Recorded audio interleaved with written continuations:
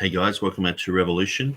So we're continuing looking at part 10 of TurretinFan's responding to Nick Sayers regarding Revelation 16:5. And so we are on our part 12 of our examination videos. And so last time I was hoping to finish it, but we ended up about 20 minutes short. And so I've rewound it just about a minute. Just so we can get the context of what we're talking about. And last time I went for about 5 hours, so it was quite a long video. So let's just get straight into this. Most of you guys know what this is about. TurretinFan is examining the book that I've written on Revelation 16:5. Now, I wrote most of this in 2015. I turned it into an article in 2016. And then later on, I turned most of that into a book in 2019. And so let's just continue through and see what TurretinFan is saying. It says, while this book is being prepared for print, James White is often parroting information on his YouTube program from the book beyond what is written by Jan Kranz. There's a glaring inconsistent appeal from White to a book co-edited by Bart Ehrman, something he rebukes people of doing in his debates against Muslims, and also the strange affinity. I don't get it. A book anyway, I'll just continue on. And also the strange affinity toward Kranz, who basically rejects and mocks the Reconstructionist approach to recovering the original autograph as outdated. Kranz is clearly at odds with White over exactly what a conjecture is. The following is from Jeff Riddle's blog. Emphasis is Nick's. Well, that's interesting. I suppose the reason why, if I'm remembering the time frame right, for when Nick was preparing this book and Dr. White was quoting things from Jan Kranz, I suspect he was quoting things from Jan Kranz in terms of the research Jan Kranz had done on the work of Erasmus. I think that's what it's about. If so, I'm not sure how that's in any way inconsistent with what he's said in other topics. Okay, so what we found was there were Jan Kranz, his work was co-edited by Metzger and Ehrman. And so most of the Brill series have Metzger and Ehrman at the beginning of it. And so one of the things was at the time, there was a lot of talk about inconsistency, people who were joining together, who shouldn't be joining together, and all this sort of stuff. And so James White was making a big fuss about that. So people were saying, well, how come you're promoting books from people from the academy who are obviously deeply compromised? And hang around with Bart Ehrman and never call him out or anything like that. And so why are you promoting this book as the one-hit wonder that can destroy the Textus Receptus? And so there was a whole bunch of back and forward videos and articles with Jeff Riddle, James White, Robert Truelove, Taylor DeSoto, a whole bunch of other people during this time about that. The fact that someone is, let's say, not a conservative Christian doesn't mean they can't do history at all. They don't get to revoke someone's historian card just because they're not a conservative Christian. It was more so that James White was pulling everyone else over the coals for doing things like this, and he himself was doing it. And so this is one of the things. Oftentimes, we don't really care what James White is doing. It's when he's going over our backyard, pointing out, oh, you've got leaves around your back doorstep, and all we're doing is looking over his fence and saying, hang on, you've got a bunch of leaves there too, James. But when we point it out, we're the bad guys. When he points it out, it's just being scholarly and being, just pointing out the facts, and all this sort of stuff. But when we point out his inconsistencies, it's sort of, I understand TurretinFan, he probably didn't watch every dividing line, for like 3 years in a row. I watched every single dividing line every time it would come on. That's how I know he mentioned me so many times. I was the TR guy. And he would just say, it's like that desperate TR guy, blah, blah, blah, and he would just talk about me like that. And that's fine. I'm used to being, slandered by, and I came to the conclusion early that James White is simply not a Christian. It just made everything make sense. It was like, how come this guy's attacking me? How come this guy's, lying about me? How come this guy's publicly saying, stay away from Nick Sayers, stay away from his ministry, stay away from the, and I was just like, why is he doing this? It's like, because he's not a Christian. It just makes sense. Sometimes you're looking at things and you're wondering, why is it like this? Why is everything backwards? Why is everything upside down? And then you just go, they're simply not saved. It just makes more sense to go, someone who has the fruit of the Spirit, the Holy Ghost living inside of them, would check them and would go, hey, hang on, you can't just say this about someone you don't know anything about. And at the time I was living in Pakistan, he said that I was wasting my time doing an Urdu translation of the Bible. I was like, that was the very first thing that he had said, was I was wasting my time. He said, that's all they need is a Textus Receptus translation into Urdu. Ugh. 100 years before, I would have been on the back of the Trinitarian Bible Society pamphlets like a hero. You know what I mean? But wind it forward 100 years, and America's greatest apologist is just going, oh, what a loser, what an idiot, what a moron, but I've come to realize that James White does this with a lot of people, and that's why in my book I wasn't shy to say that James White is very disgusting in the way that he deals with other human beings, let alone other people who he usually would consider Christians. And so, so anyway, that was the reason why. It was probably, 15 people who were saying, hey, James White, what about Jan Kranz? You're saying we're inconsistent because, I think someone quoted something that was related to Islam or something like that. But, he was using material that was from someone who is deeply compromised. And this is one of the things where James White is saying they are the authority. But haven't we seen where that type of authority can lead to with Bart Ehrman? Putting someone on a pedestal like that and saying they're the guru. And next thing you know, that pretty much whatever they say, people are just following, going, yeah, he's the guru. It's like, well, there's so many things that Jan Kranz has said that's been wrong. I've pointed that out, even just with the issue of manuscripts in the Book of Revelation. I've pointed out him retranslating things against someone like Erika Rummel, who's not on our side at all, but to try and make Erasmus look bad and try to make it out like he didn't believe that the Book of Revelation was written by John and things like that. Instead of, no, the Greeks doubted the Book of Revelation. He's like, no, Erasmus doubted the Book of Revelation. And so he just likes to do that. He reinterpreted the word olam.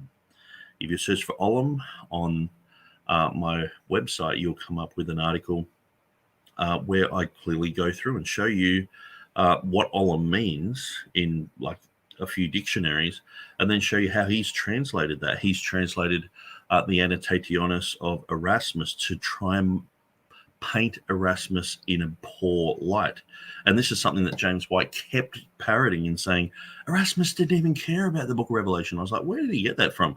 And then he mentioned Jan Kranz. So I went through Jan Kranz's book again and looked at how he translated it. And he even admitted in the footnote that, Erika Rummel translates it this way, but I prefer it this other way, just to make Erasmus look bad. And so James White is just going on a new translation of olam in 2006 in Beyond What Is Written. And he's going with that to try and demonize Erasmus, to try and demonize TR people, to try and say the King James Bible is stupid. You know what I mean? It's just this ridiculous type of foundation. But anyway, so that's what was happening. I just don't know. I don't know what's the argument there. But in any event, maybe there's something else there. Maybe there's some legitimate accusation. I just can't understand it from this material.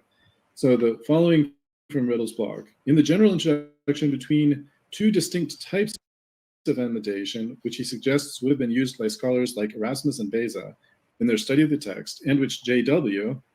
might well have applied with profit to his study of the text like Revelation 16:5, Franz says, in this period, emendation, the adoption of alternative readings, was done in two distinct ways, depending on the way these readings were found. They could be derived from manuscripts or be arrived at by rational argument. Hence, a distinction was made between emendatio codici ope, emendation by means of manuscripts, and emendatio ingeni ope, emendation by means of reasoning. White has, this is now back to Nick, White has placed confusion upon these two issues by several errors. Firstly, not being in agreement with his peers as to the definition of conjecture. First of all, that's not much of an accusation of error. And ultimately, even on the peer definition, whether you're talking about a conjecture or a true conjecture, the meaning is the same as applied to the evidence for Revelation 16:5. And then he says, as found in a Greek manuscript, or as Metzger and Ehrman point out, any manuscript, but either way, this wouldn't be a conjecture unless Beza actually did got the reading from a witness, meaning from a Greek manuscript which said it, or from a Latin translation that said it, or from an Arabic translation that said it, or something else. You need to have, in the first definition, you have to have a Greek copy that's a witness to the reading, or in the other. And so that's exactly what Beza said that he had. And so after I wrote my book, it was made clear that the annotations at Revelation 16:5, the English translation of that was a little bit unclear. So that was retranslated by some Latin scholars, Jeff Riddle and Larry Brigden. And also several other people have pointed that out. And so the whole concept of having a Greek manuscript, that's exactly what Theodore Beza said that he had. So the whole issue of conjecture is just gone down the toilet. And so it's just not even something you would bring up. Now, do we have that manuscript with us today? No, we don't. There are many manuscripts that we don't have today.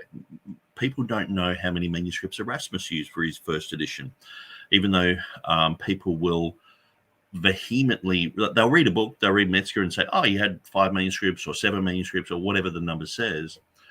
James White will say, oh, he had between 6 and 12. If you press him, he'll say 20. If you listen to Stephen Boyce, I think it's like between 7 and 10. Dan Wallace says there's 5. And then he's like, the King James Version is based upon 5 manuscripts. It's like, just these weird type of numbers. And so they're all contradictory. They're just guesses, obviously, because they're all wrong. They're all different. There's no one coming out and saying, oh, there's exactly 21 and here's a list. People many times are conjecturing, like even with the book of Revelation, with the commentary, clearly Erasmus said that he amended a few words. That would be like 2 or 3 words. Not 136 words of the last 6 verses of the book of Revelation. So the whole concept of Delitzsch saying, oh, the last page fell off. And so he didn't know what the last 6 verses of Revelation, that's just absolutely bizarre, because Erasmus himself was making notes about the Greek in those parts that are missing. So how would he do that? But see, James White loves this sort of arena, because then he's like, well, he translated it from Latin into the Greek, and then he tricked himself and thought that it was real. And so he made notes on it. And so then the Aldine guys used his, and he thought, well, they'd fixed it, and they never did. And all this just bizarre. It's like, that is kooky, almost like flat Earth, Alex Jones, reptilian type of kookiness. It just doesn't make any sense. But this is usually what James White brings up in debates. He'll have a debate and then he'll just bring up, this funny anecdote, and it's almost like the audience are cued when to laugh. It's like, people will say, oh, the King James, some people believe the King James floated down on a cloud. And it's like, well, I've never met anyone who's ever said that. But you just get the audience like, ha, ha, ha, ha, nervously sort of laughing. And they've already laughed at that joke like 600 times. But it's just like a debate tool just to, it's an ad hominem argument that people will actually go, well, do they really believe that? And so the whole concept of Reuchlin's manuscript, Reuchlin was a collector of manuscripts. He had libraries of manuscripts. He revived the learning of Hebrew in Europe. And so he had forbidden Hebrew books. You know how there's, like the Kabbalah and not the Talmud, the Talmud. And, all sorts of esoteric type of Hebrew writings that Reuchlin was learning a lot from. Like, he wasn't learning what they were teaching about, but he was learning the language. He was learning the words. And so he collected these manuscripts. And so what's to say he didn't have 2 or 3 or 5 or 20 of this particular commentary? They just found one, Delitzsch found one, and Tregegels got involved, and they just proclaimed that is the one that Erasmus used. It's missing 6 verses at the end, so that's what Erasmus was talking about. So he's a liar. So they just make out Erasmus is a liar. So instead of being, one of the greatest scholars who lived, he becomes just a dirtbag, and it's quite amazing to watch people that the apologists just follow this and just believe it and not even question it, just to go, yeah, that sounds good. Has that got the tick by the Academy? Do they accept that anecdote? Okay, well, I accept it too then. Is it in James White's book? Okay, yep, I believe it then. And just not even question these things. And so it's quite bizarre. In your case, you'd have to have a witness in another language. Not that there's no evidence at all. The internal evidence is the main thing that driving Beza here. Obviously.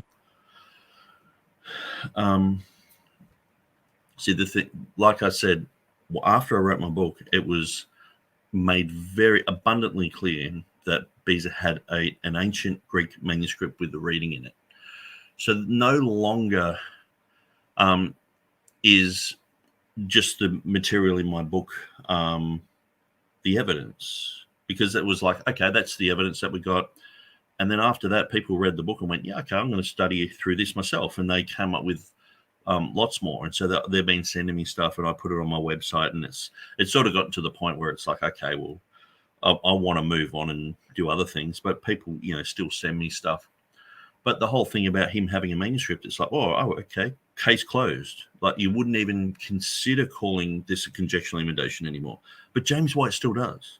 So this is the thing. It's like he, and as you probably saw in the last video, in 2014, James White was clearly rebuked by Jeff Riddle, saying that James Snap, Maurice Robinson, these guys have pointed out where there's conjectural emendations in the Nestle Aland 28th edition. And he just doubled down, no. And then in 2019, so you wind up 5 years into the future, he's like, oh, okay, so there's conjectures there, but I don't follow them. So he was at loggerheads with Riddle, with James Snap Jr., and with what I'd written in my book. And just like, no, conjectures, no. And then finally, it's sort of like he's absolutely cornered and he can't wriggle out of it. And he's like, oh, okay, well, I don't go with those. And the strange thing is, TurretinFan's seems to go, he's not going with those. And it's like, yeah, only when we really basically held him down, we were like, admit it, James, admit it. You're strangling him. And he's like, okay, yes, there are conjectures. You can clearly just follow the breadcrumbs. I mean, if you were watching like I did, and Jeff Riddle and James Snap and Maurice Robinson and other people, you would just see that James White, he was rebuked on this, and many, many times rebuked. People would bring it up all the time with him. It became one of those things where it's just like, as soon as he started talking, people like in the background, like holding up the little card, like, haha, conjectural emendations, you haven't dealt with that one yet. And so finally he dealt with it. And, but TurretinFan's sort of making out that was his position all the way along. It wasn't. And he knew better.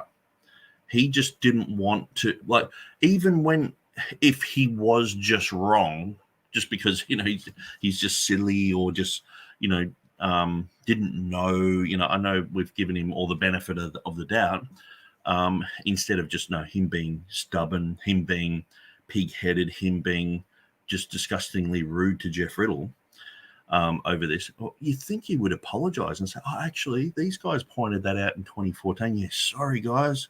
You guys have you showed me way back then and I got it wrong. Yeah, no, good point.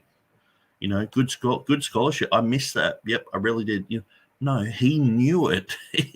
It was very clear. It was like handed to him on a silver platter, and he rejected it.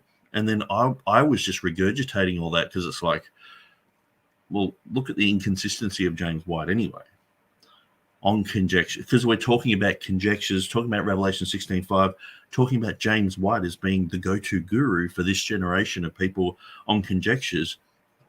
And what he doesn't know, that there's conjectures in his text. I mean, either way, he's either like totally been blinded and just was like, stare like a deer staring at headlights, like I have no idea about these conjectures, or he was covering it up because he was so embarrassed about it, because for years and years and years he's come against conjectures. And then all of a sudden we're like, hey, James, look at your own backyard. Because he's jumped our fence, pointing out, oh, there's leaves around your back door. And it's like, oh, actually, it's not leaves. On closer examination, there's no leaves there. And then we're jumping his fence going, hey, James, there's a pile of leaves at your back door. He's like, they're not leaves. They're not leaves. And he just kept saying, no. And then finally he admitted it.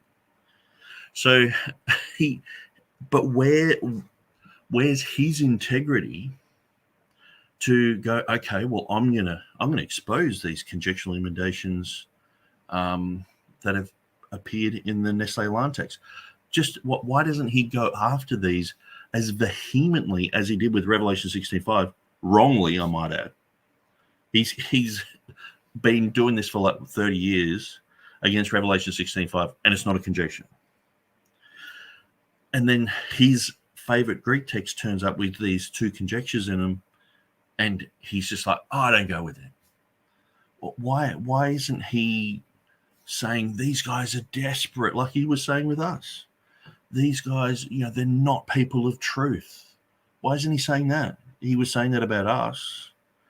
So all of a sudden, everything's turned to our favor, but James White doesn't want to admit it. And so then finally he admits it. And I guess it's a bit irritating to see TurretinFan just go, well, he's always had this tenacity situation. So either he's missed the whole thing and didn't know there were conjectures, which is an absolute blight on his scholarship, because he should know better. How come just a few laymen can point it out? Hey, the king's got no clothes.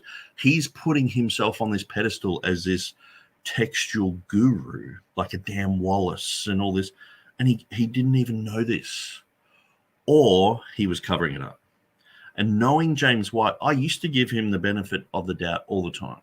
I don't any longer. I've stopped defending the guy, and I'm just like, nah, I reckon he was lying. I reckon he was just covering it up because he got caught with his pants down, and it's like, hey, James, I'm sorry, dude. You're exposed. You're trying to expose us, but those three fingers pointing back at you have exposed that you have conjectures. Are you going to admit that? And he wasn't ready to admit it in 2014. In 2015, when I was covering these issues in 2016 when I wrote my first article. And it wasn't until 2019 I was in the process of writing my book when he turned around and said, okay, I admit there's conjectures, but he never apologized, never said where all of a sudden he got that information from. He knew since 2014. And I'm going to prove this. And so we'll just let TurretinFan continue, and I'll get the clip up of James White doing this. To anyone, this is what's driving Beza. It's the same thing that Nick's tried to argue earlier in this book when he talked about the triadic declaration, all these triads in scripture. And then you see two, and some people will see two, and knowing that this is something to do with God, will want it to become three. And so our mind will want to correct this. I put that in air quotes. Correct this and make it three, even though it's actually two. Well, one sees this motivation from Beza, this internal evidence-based motivation. That doesn't mean there's a witness yet. And it doesn't mean that there's no evidence, just that the evidence isn't a witness. Revelation 16:5 is a unique passage in a unique... Okay, so I'm going to find this James White clip. Oh, actually, that's a completely different one that he does. Okay, that's interesting. I must have missed that one.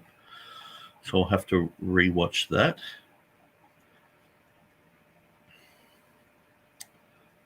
Okay. So...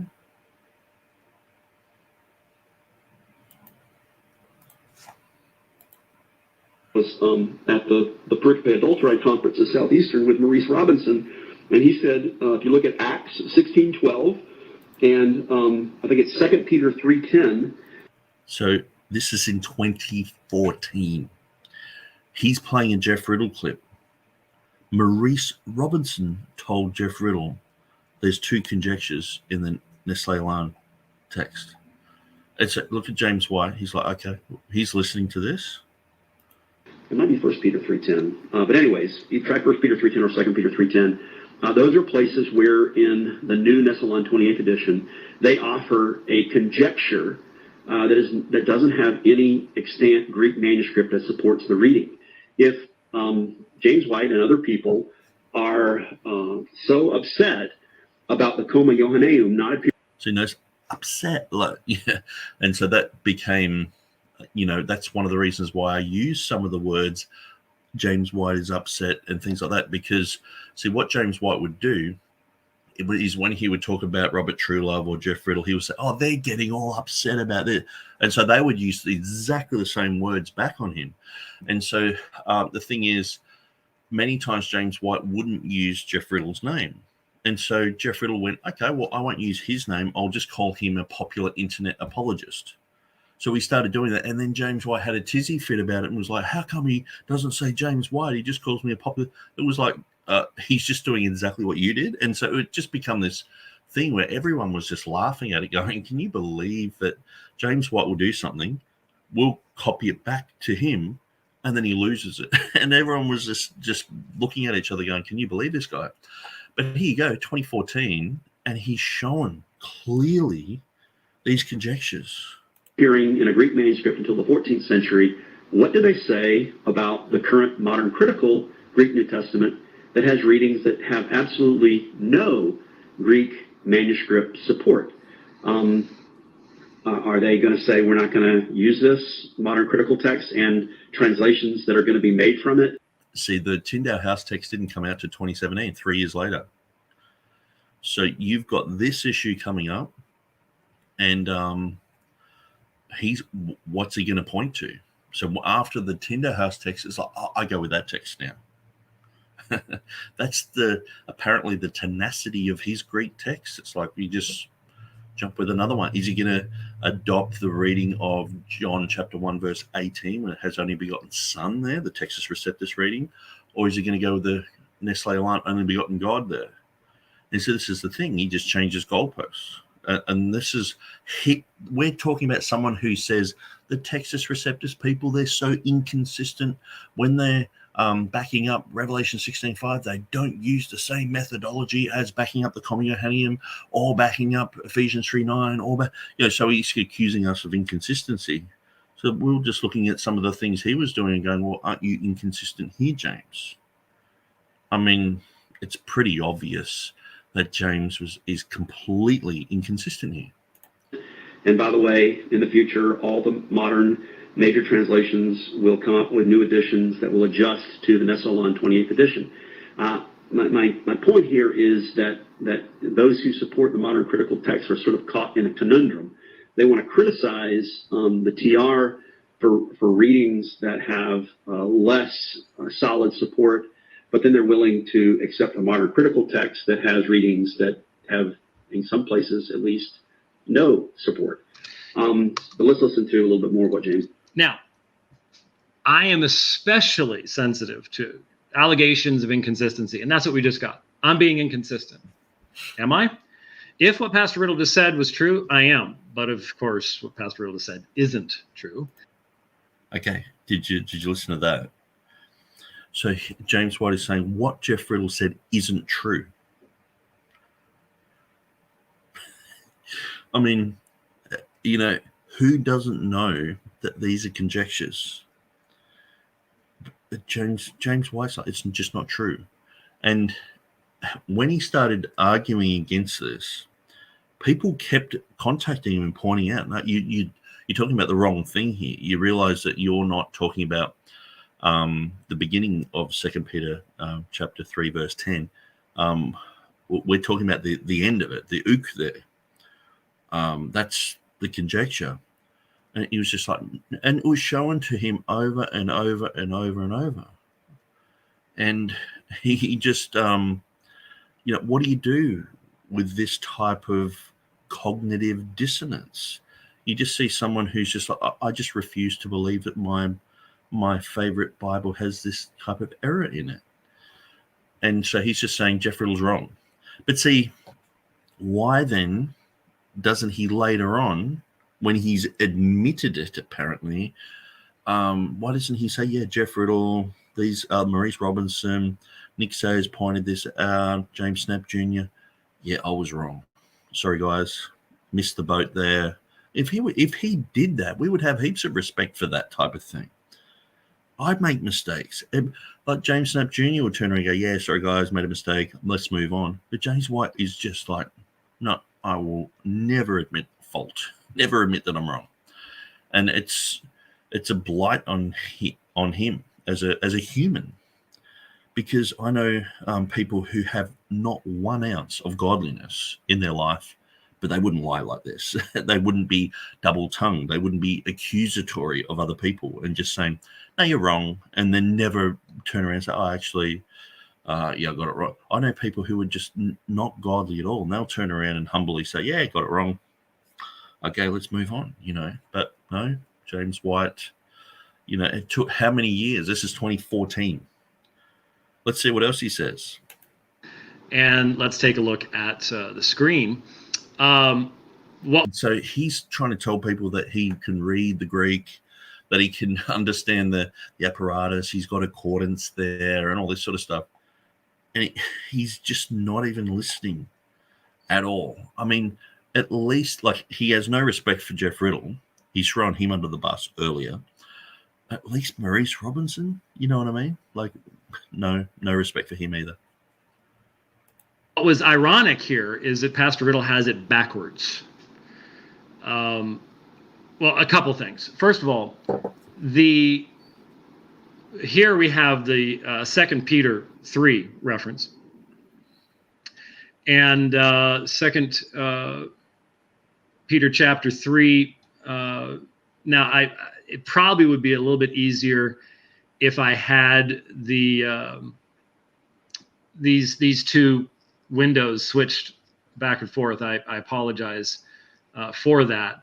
But here is the NA27 right here. Here's the NA28 above it, and the NA28 apparatus is down here. So this should be over here. But anyways, I've just told you what. So this is the word that we're concerned with, ook, which means not. So it actually says the opposite thing with this conjecture. So it's quite a huge deal. And it's talking about eschatology. And so some Bibles, they actually read this as if it's talking about something that happens within the tribulation period. If you read the context and you read it, in just a normal Bible like the King James, you'll see that it's actually talking about something that happens at the end of the end, right at the end of the day of the Lord, which encompasses a 7-year tribulation, the 1,000-year millennium, right up until the great white throne judgment, and then the heaven and earth are destroyed, and the new heavens and new earth are made. And so it goes right up to then. So here it says, the day of the Lord will come like a thief. The heavens will pass away with a roar. So this is the ESV, obviously. And the heavenly bodies will be burnt up. It's like, what's the heavenly bodies? It's talking about, the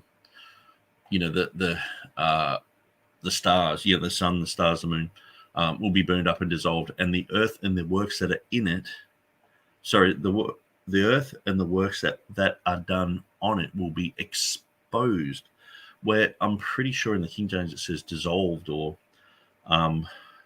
burned up. And so anyway, it changes the reading.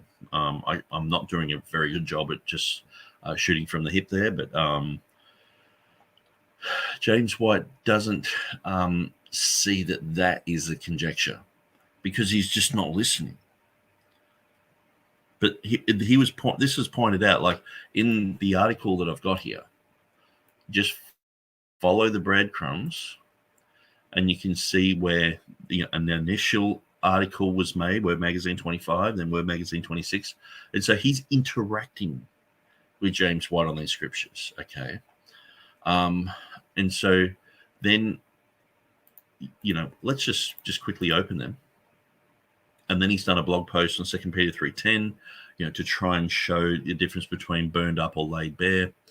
And then here's a link to the video that I'm showing at the moment. And then the Confessing Baptists, and you can look at all the posts there. Now that doesn't exist anymore. But what they've done is conveniently put it here. And so where they're saying there's two problems, the conjectures are never put in the text. So James White's saying there's no conjectures in the NA 28. And so James Snap is like, no, you're wrong, and writing a whole bunch of stuff about the ook, where James White was saying, no, it's agra. So this is like schoolboy error. I mean, especially if someone's pointing it out to you, like if TurretinFan was like, hey, Nick, in one of your things, you have this error. It's like, oh, okay, I look into it and go, yeah, that's bad, or no, you got it wrong, or whatever. But James White just doubled down, like, no, this is the word that they're talking about. No, you don't know what you're talking about. I mean, even James Snap Jr. is not a King James only guy, but James just doesn't like him and just won't interact with him. So there is another video, which I'll watch later. I won't bore you guys with trying to find. Or actually, James Snap pointed out the mistakes he made in interpreting the passage in 49:32 and 107:42. In parentheses. Okay, 49:32.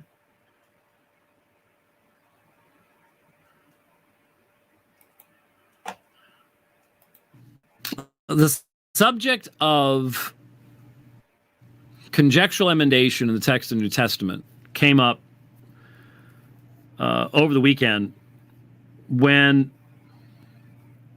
a Reformed Baptist pastor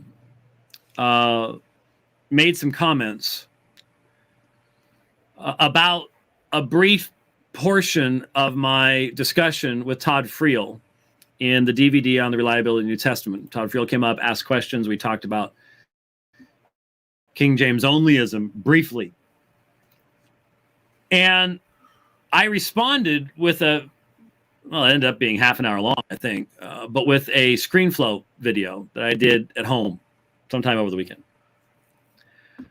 Well, there are certain people, I hadn't heard from this one particular individual for quite some time. There's certain people out there that just sort of, I don't know, they they do their thing, and then every once in a while they'll come out and throw a few darts my direction, and then they go do their thing again for a while. And some comments have been made in regards to this issue that I want to try to address, and this may be one of the most difficult subjects to address to a wide audience. And I hope you take it as a part of my respect for the audience that we have, that I would even try this. There are almost no webcasts on the planet that would attempt this, that would even try. And it may be a spectacular failure because it just may be too tough to try. But let's take a shot at it. What's more is, some people would say this is really unwise because you're giving the enemy ammunition. Well, again, you speak the truth and you leave the results in God's hands. And if someone wants to twist the truth and abuse the truth, nothing I can do about that. And I'm not talking about Christians at this point. I realize that this type of information is primarily going to be used by non-Christians. But again, I think that a knowledgeable Christian populace is much better than an ignorant Christian populace. I want to look at the two, probably the two most difficult textual variants in all the New Testament. In all the New Testament. Now let me give you the context. The context was a fellow Reformed Baptist pastor basically accusing me of inconsistency by saying, why are you so upset about the Comma Johanneum? Or if you are so upset about the Comma Johanneum, why are you not upset about what the modern texts are doing in two places that were specifically mentioned? And what I tried to do is place this in some type of a context. And none of the responses have actually recognized that context. What I was trying to point out is that the texts that referred to, so he's read the responses, are doctrinally irrelevant. There is no point of doctrine or teaching that's even... No point of doctrine. I mean, I'm doing teachings on the last days, looking at the post-trib, pre-wrath issues, and this is one of the verses that continually gets used, talking about the 7-year tribulation. People use it for the 7-year tribulation when clearly it's not talking about that. It's because of this variant. But James White, he doesn't really even have an eschatology. Yes, because he's worried that he'll get thrown into the Alan Kirshner camp, who's a friend of his. Or he'll be at loggerheads with him. Here. They are not, therefore, parallel to the Comma Johanneum on that level. They are not parallel to the Comma Johanneum on the level of the textual evidence for the variant. And as such, therefore, just do not in any way change the point that I was making in the original video with Todd Friel, in the ScreenFlow video, et cetera, et cetera. But we need to look at them because they've now been brought up. They've been posted over at Confessing Baptists. And well, you were wrong about this and you're wrong about that. Now there's confusion about what a conjectural emendation is. I was using that specific term as it's found in the Nestle-Aland text. Point out they've removed all the CJs, conjectural emendations, from the textual notes. But there has been an individual over there that said, "Oh, but they've inserted in the text," and so that's what I want to look at. Okay, so that would be Maurice Robinson. That would be James Knapp Jr. That would be Jeff Riddle. So let's start by looking at Acts 16:12. And this is where those of you who are listening will need to be looking. Because you can't discuss textual variations, manuscripts, and critical apparatus without showing it to people. I've often said there'd be no way that I could do my King James only presentation without a digital projector.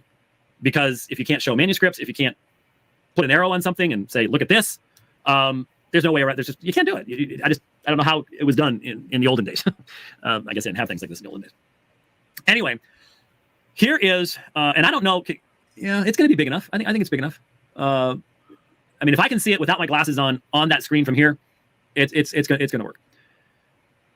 here is Acts 16:12, and let's go over here and let's just make sure that everyone has information here. New American Standard says, and from there to Philippi, which is a leading city of the district of Macedonia, a Roman colony, and we were staying in the city for some days. ESV, and there to Philippi, which is a leading city of the district of Macedonia and a Roman colony, remained in the city some days. That's why I've always said that the ESV and the NASB is just the same thing, just without semicolons. Go back to the textual reading here, and here's the issue. And accordance is putting in blue the term prote, and then I'll move out of the way so we can see it, but I'll put the word after it. Notice that the last letter of protes, a final form sigma, is in parentheses. And this is the Nession 28th edition, not the 27th, which a lot of people still have. In fact, you know what? I'm not even sure. I think I have a printed edition of the 28th. I'm not sure. I think I do. Yeah, I'm pretty sure I do. I should have grabbed it. This is 27th. But this time I have the 28th on the left-hand side. I have the apparatus of the 28th on the right-hand side. And in between, I have Comfort's textual commentary and Metzger's textual commentary. For those of you who don't have, and you can get all these, again, I can't comment on what BibleWorks has or has not because I don't do Windows anymore. But you can, I'm certain all these are available in Logos as well. So whatever you want to use. But I know we make available the very substantival, and I don't mean that grammatically or syntactically. But I do mean it. You could whack somebody upside the head. Don't give me that look. The New Testament Text Translation Commentary by Philip Comfort, very, very, very useful. Comfort gets a lot of dissing by certain people, but man, this is a huge, huge work. Very, very, very useful. Tremendous amount of information. For those of you who still like to have big old books on your shelves and things like that, we actually have that in the bookstore too. Okay, so what I might do, I know that James Snap says to listen at the 49:32 mark and the 1:07:42 mark. So I might go to the 1:07 because it doesn't seem to be going. Specifically, it looks like Jeff Riddle has brought up the second conjecture, and so let's go straight there. I'm pretty sure that that's what he's pointing to here.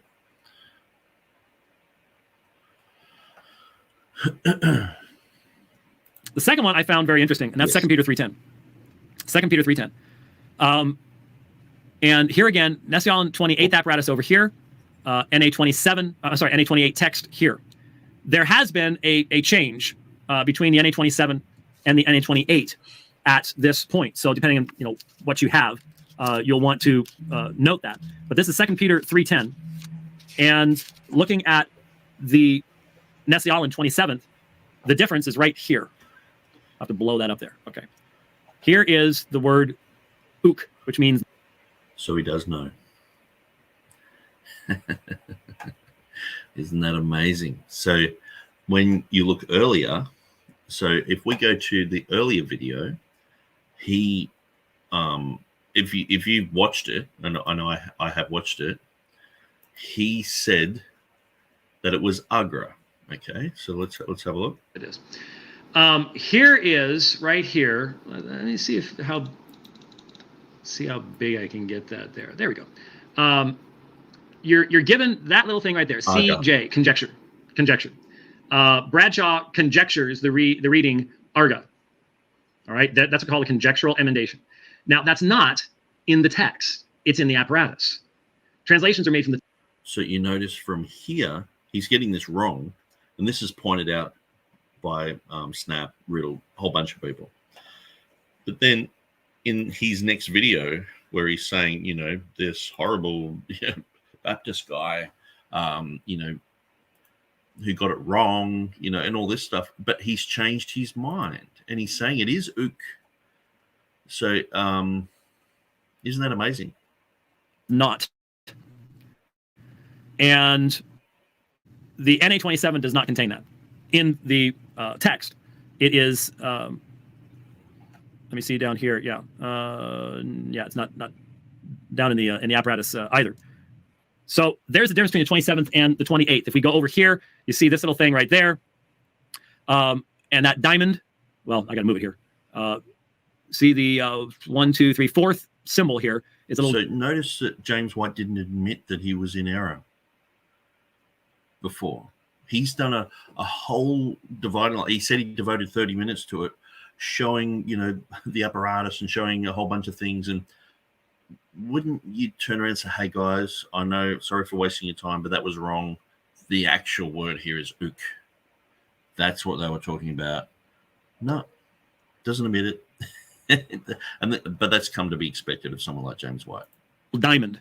And down below in the Which is, he is the go-to guru. automatic information, it says the sign diamond indicates passages where the guiding line is split in the second edition of the ECM because there are two variants which the editor's judgment could equally well be adopted in the reconstructed initial text. In the ECM apparatus, the alternative variant is marked with the diamond as well. In the present edition, diamond precedes the reference sign of the respective variant passage and the variant text in the apparatus.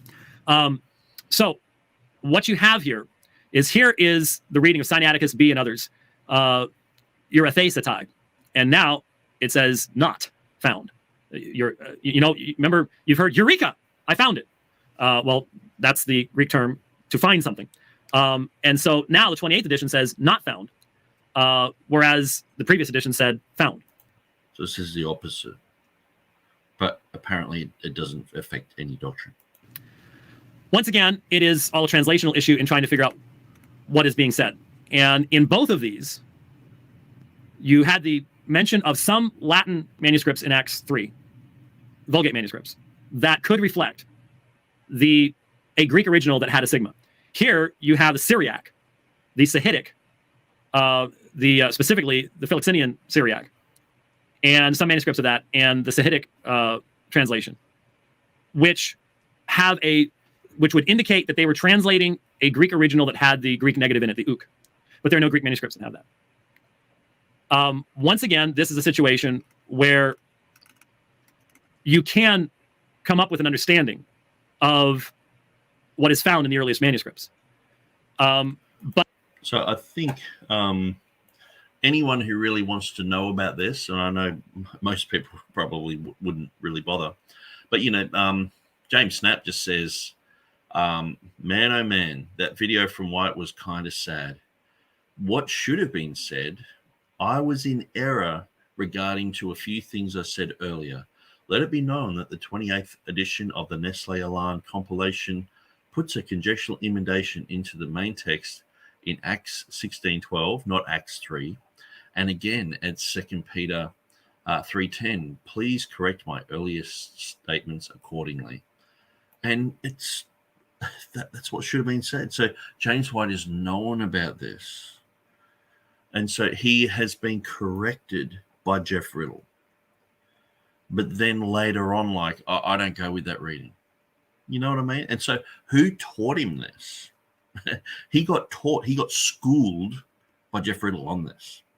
If Jeff Riddle hadn't pointed this out, he might still be have no idea about conjectural emanations. And all I did in my book was just put that section in there. But can't you see why I put the section in there? And can't you see why I just put a footnote down the bottom saying that James White has amazingly sort of backflipped on this? And so I'll get that up on the screen. And so TurretinFan was sort of like, why have you got this in your book? It's like, well, this needed to be talked about. And I wrote, it must be noted that James White did a dividing line program on Revelation 16:5. So that was talking about me. The whole thing was about me and my tweets, okay?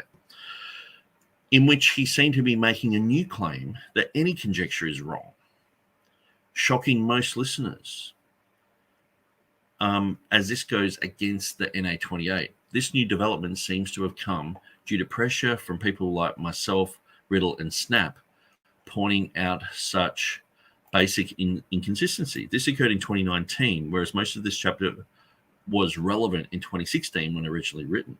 And so the whole thing is, it's like, okay, we're pointing out the inconsistency of James White and his inability to learn from these cultic King James guys and Textus Receptus guys, even an equitable eclecticism guy, basically Byzantine majority text guy like James Snap.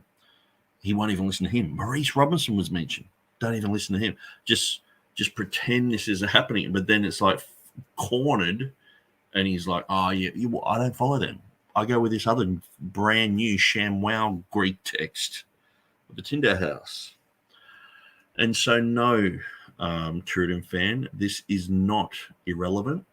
And this needed to be put in here to show that the guru of conjectures, who I've watched probably 50 hours of him talking about Revelation 16:5 just in teaching settings.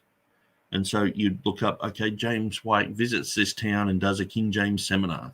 So he'll talk about a whole bunch of stuff, and then he'll talk for 20 minutes on Revelation 16:5 and a conjecture and how, can you believe that these King James people follow conjectures? What idiots, and it's like all of that information is completely wrong. So not only is all that information completely wrong, but it applies to him. And when King James people show it to him, he rejects it. And then he's like, oh, actually, and he won't admit fault and say, yeah, I got it wrong. And then it takes him 5 years to go, well, I don't go with those readings. And so if you can't see why I've put that in there, then I would just suggest that you really need to be schooled on this and go and look up all these. Go and read Stylos.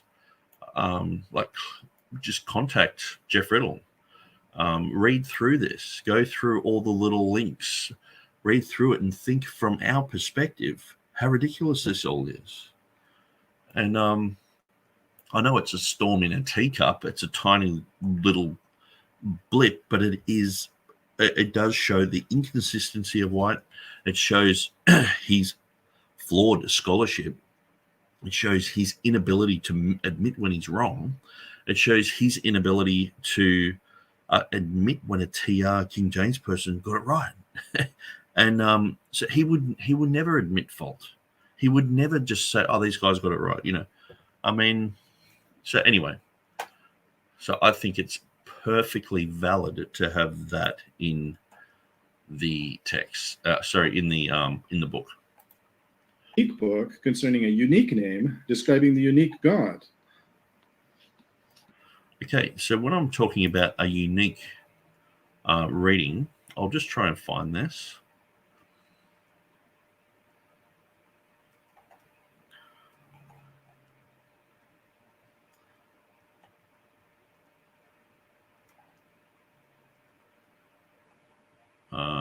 Sorry, I was just getting caught up with something else. Yeah, when I say Revelation 16:5 is a unique passage in a unique book concerning a unique name describing the unique God. Now, I did that on purpose because James White was saying publicly that I was inconsistent. And he was saying, here's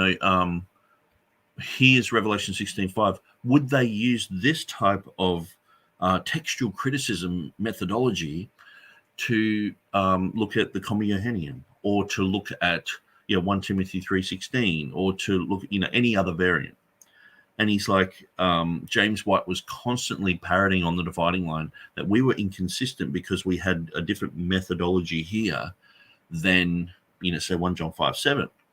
And all I had to really do was just go, okay, well, let's look at the consistency of James White's methodology. So recently, he's basically said that if you don't go with the CBGM, you're going to be left behind, because the CBGM material, the coherence-based genealogical method, is the new kid on the block, and that's going to override everything else.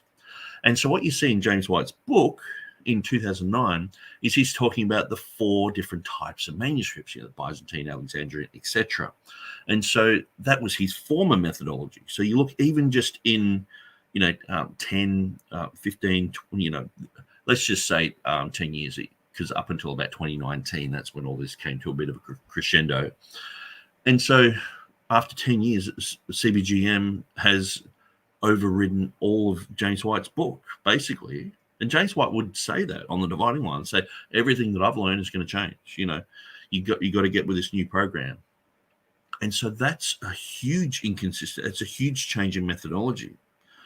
So then you go back to the Bart Ehrman era when he was considered, the guru. Ehrman, Metzger, they had the orthodox corruption of Scripture, which even Dan Wallace has written a book against, just saying, well, we don't go with that anymore. But that was quite a popular view. Then you go back to, say, the Carlo Martini days, still with Metzger and Ayland and others, Black and Woolgren, I think his name is. These guys had a different methodology than, say, someone like Nestle. So if you look at Everhard Nestle, Everhard, he used the Westcott and Hort text, the Weiss text, and the Weymouth text. And that eventually changed according to his methodology. So then you go back to Westcott and Hort and see James White constantly says that if you are reading material before the discovery of the papyri, you're wasting your time. Okay. So, but the thing is, the discovery of the papyri basically proved that Westcott and Hort's whole understanding of the Lucianic recension was flawed, and the papyri are filled with Byzantine readings, Textus Receptus type readings, if you want to just label it, how we would label it. But then you go before that and you have Tischendorf. Actually, it was Westcott and Hort, Weiss, and Tischendorf that Nestle went with. So then you have Tischendorf, and so his Greek text is all over the place. Then you have, before that, you got people like Tregelles, and you've got people like Ruckman, and Ruckman was the main guy to depart from the TR in a printed edition. Some of them had done a few amendments here and there, but he fully departed from the TR. But then you got other people like Griesbach and others. But all of these guys had different methodologies. And so James White is saying we were inconsistent. And he was saying we were inconsistent about Revelation 16:5, that we had to use exactly the same methodology in Revelation 16:5 to defend that as we use for the Commuhanium or as we use for any other variant. And so that's why I said Revelation 16:5 is a unique passage in a unique book. So it's a unique passage. And I clearly point that out. I think anyone who's read through my material or followed through in these videos will admit, where else do you get the name of God, the name of Jehovah expanded like this? It's a unique passage, and it's in a unique book. The book of Revelation is a unique book. So you don't, I don't know any textual scholar who approaches the book of Revelation with the same textual methodology as they do for any other book. And so, say John chapter 1, there's so much attestation to John 1:1. It's like, okay, and pretty much all the manuscripts just say pretty much the same thing. But when you come to the book of Revelation, there is, there are contestants. There's a majority text, there's a critical text, there's the Textus Receptus, and there's all sorts of anecdotes that go around with the Textus Receptus, people making up stories about Erasmus and one manuscript and all this other stuff.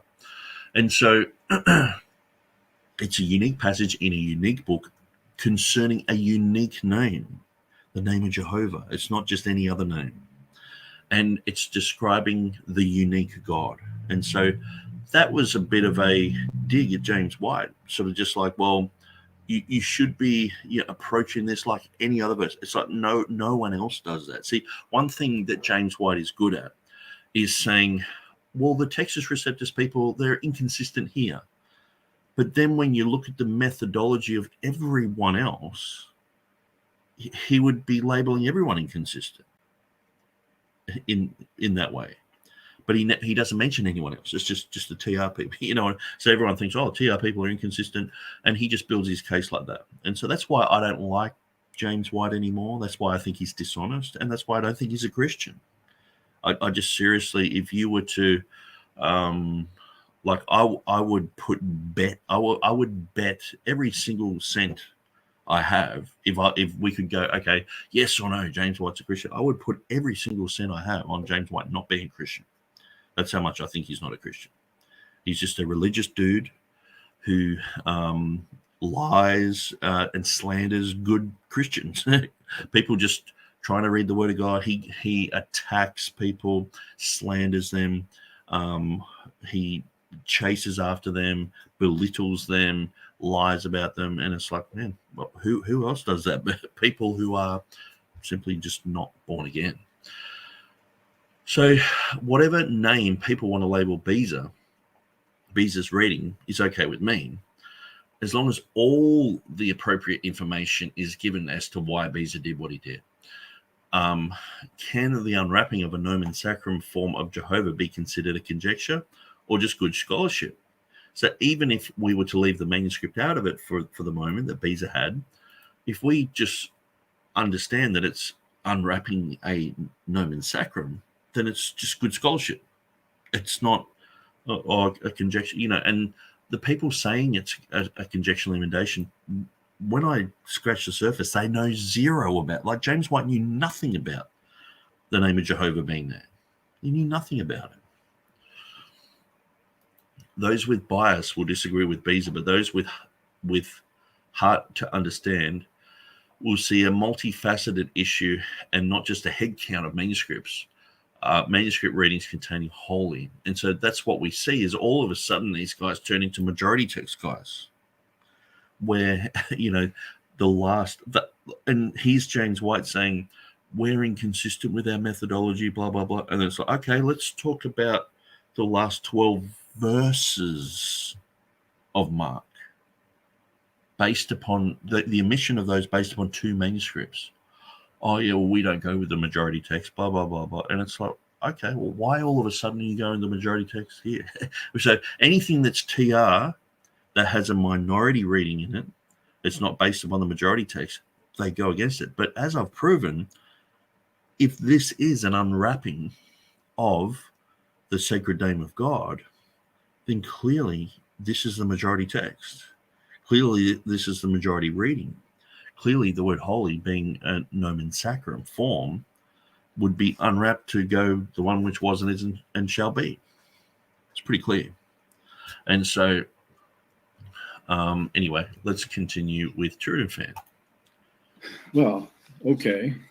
I agree with all of those statements. Whatever name people want to label Beza's reading is okay with me. This chapter suggests otherwise, Nick. It suggests that you don't like the way White calls it a conjectural emendation. You got to finish the sentence. Whatever name people want to label Beza's reading is okay with me, as long as all the appropriate information is given as to why Beza did what he did. So if you want to say, okay, like if you go, okay, well, Theodore Beza, he did what he did because of this and because of that, and and go through all the information, and then you label it something. Okay, well, that's fine with me. Call it whatever you want, but you've got to have all the information there. James White had zero information in his book. He actually was going backwards. He was just saying just rubbish about it. And so, anyway, as long as all the appropriate information is given as to why Beza did what he did. Okay, so that, as long as, is the key thing. And actually, I think this would have been a more, just my own personal take, is this would be a more effective chapter if the focus were there. But the focus is coming, I believe, in the next chapter. So we'll hear that focus later. Can the unwrapping of a nomen sacrum form of Jehovah be considered a conjecture? Absolutely, yes, it can. Or just good scholarship. So why then? So you're saying that every nomen sacrum, if this is a nomen sacrum, then you're saying that every other nomen sacrum is a conjecture.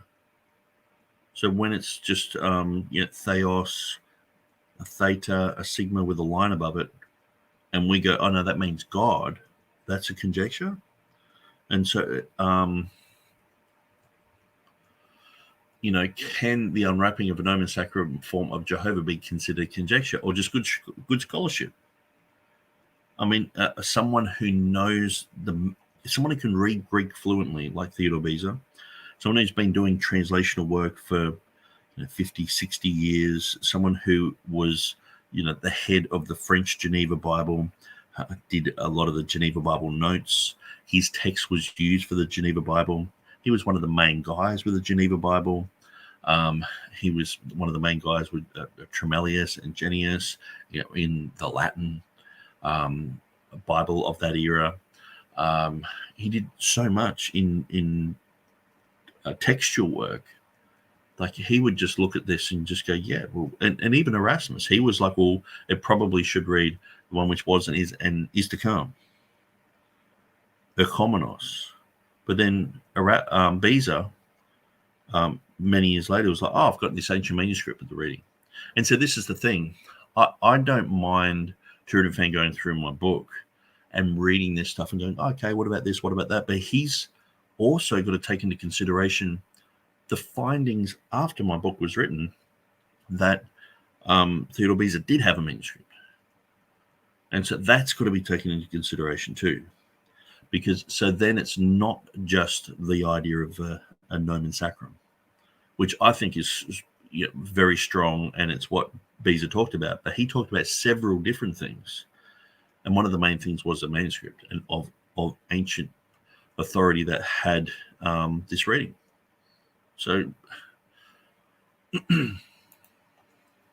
so even if it is good scholarship, it would still be a conjecture. So that's well, actually, I pause and say, hold on, maybe I need to correct myself.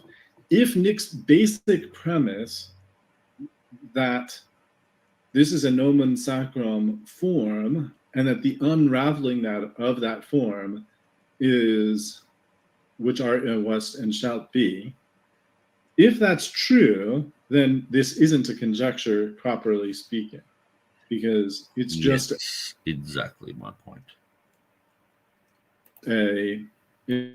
It's just like spelling it versus saying it out loud or something like that. It wouldn't be a conjecture in that case.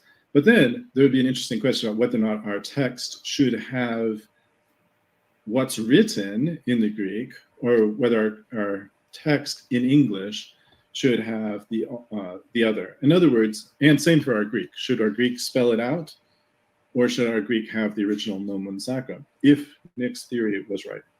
But it can be both. I mean, good scholarship can include conjectural emendation. It's just that in the case of the scriptures, that because of the tenacity of the text, conjectural emendations are always wrong, unless we're talking about a situation where someone has limited information to begin with, they make a conjectural emendation, and then it turns out with more information that their conjecture was right. That can happen.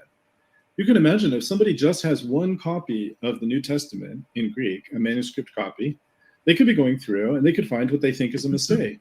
And they could conjecturally amend that mistake, not based on other texts. They just have the one. They could conjecturally amend it and be right. And that could be good scholarship.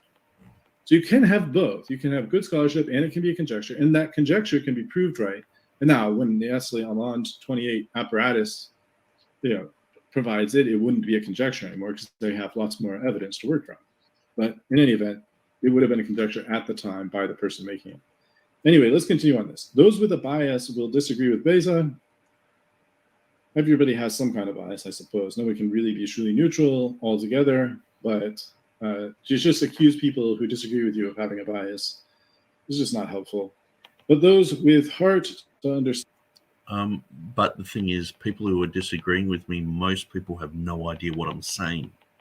So this is one of the things where I was like, oh, well, it's your nomen sacrum, and someone like Elijah Hixson's like, you're an idiot, you're a fool, and then he finally read through it and backpedaled and was like, oh, I see where you're coming from, and people are just trained to attack.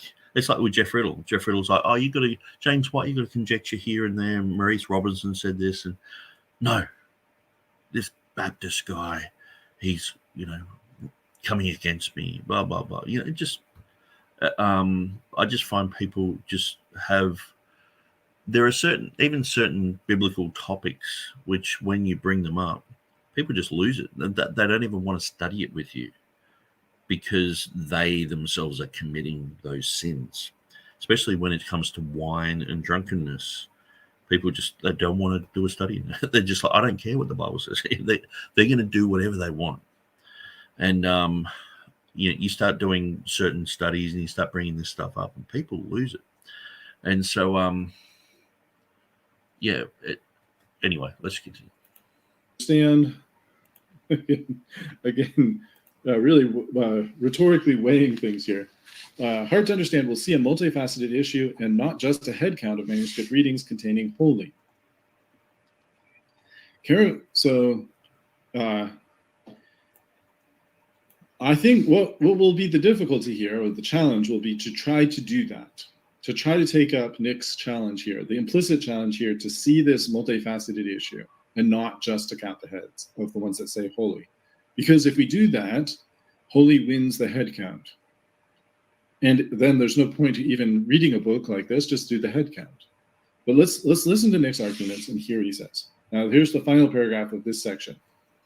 Carefully take note of the summary, there's a typo there, Nick, summary of the first 2 chapters, because early scribes wrote sacred, or hosios, in the place of the expanded name of Jehovah and I am, then this understanding should cause all Greek manuscripts to read as basis reading, just like how any other abbreviated name is expanded in Scripture. Okay.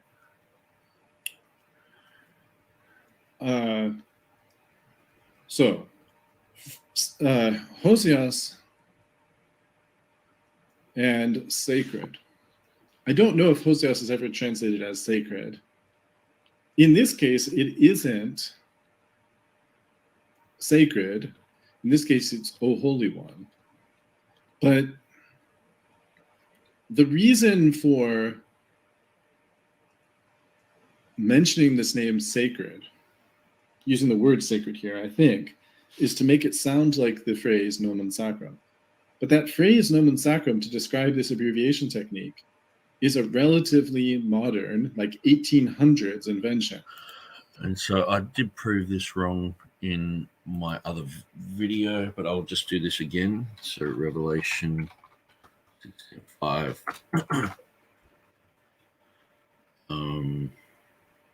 Oh, my book comes up first. I might actually re-upload that book because okay,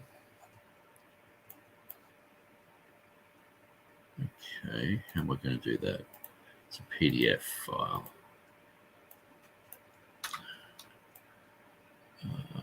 Okay, website.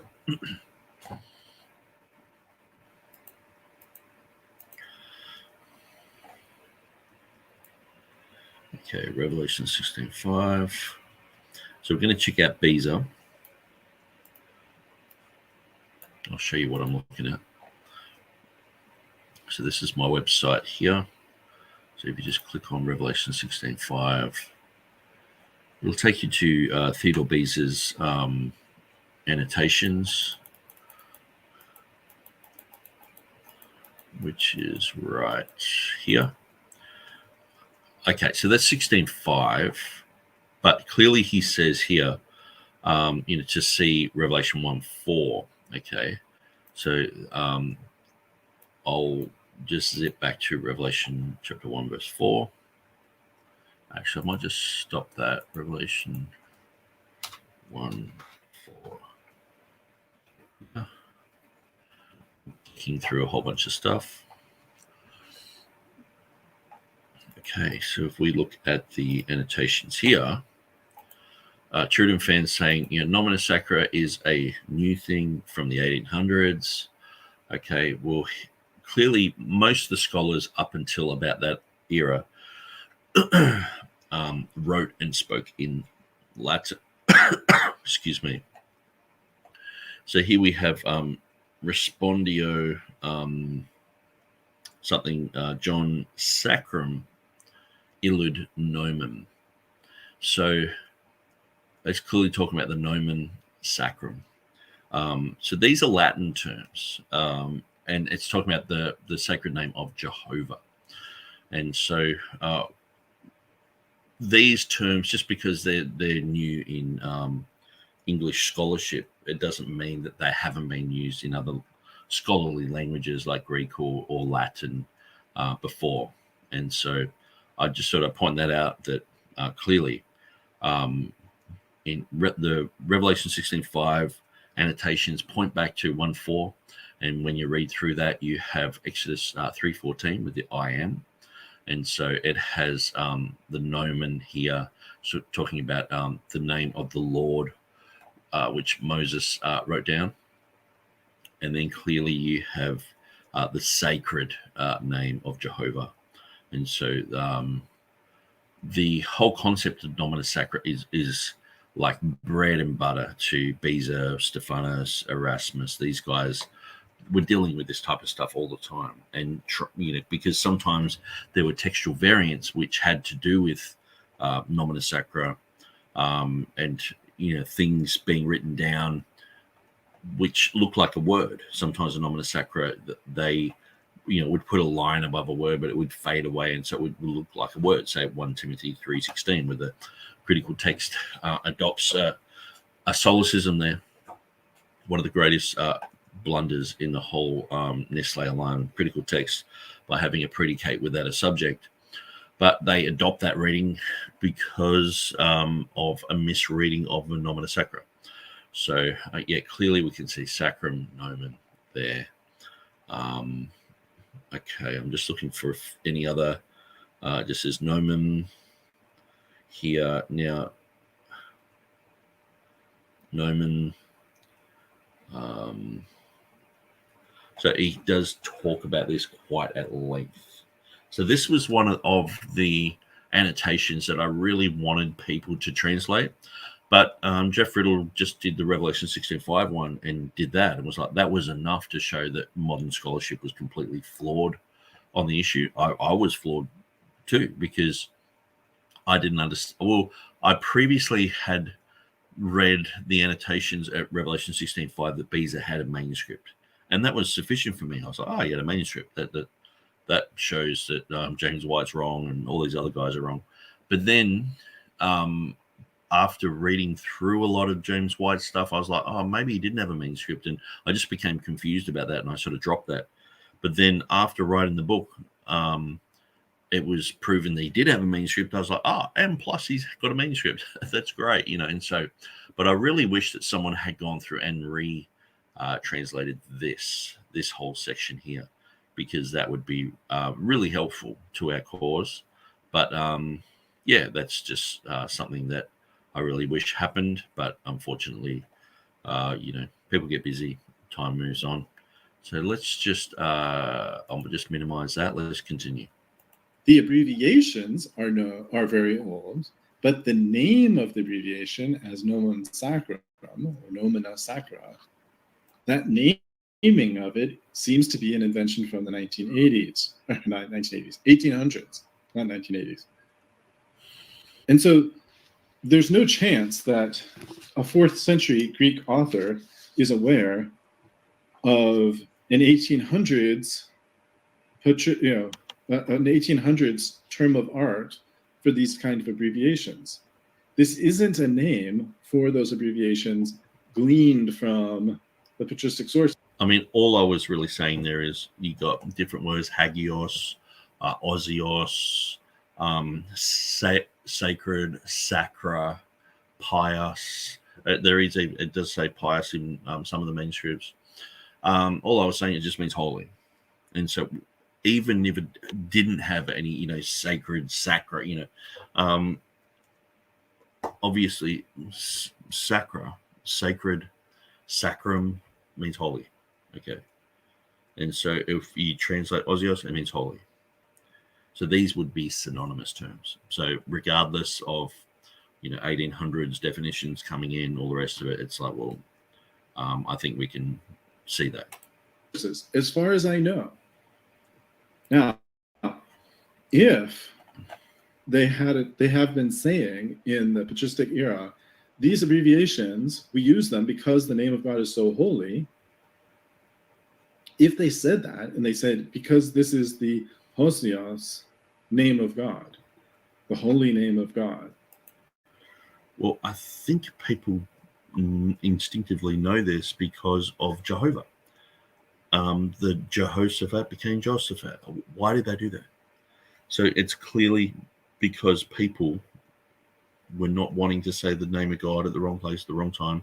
They didn't want to disobey the commandment where it said, "Don't take the name of the Lord in vain." So they were sensitive to that, and so even Hebrew scholars say that it would be totally superfluous if, like, it's actually written in the book here.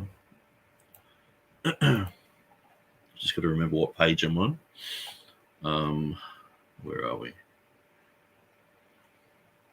118. Okay. So let's just go to Davidson.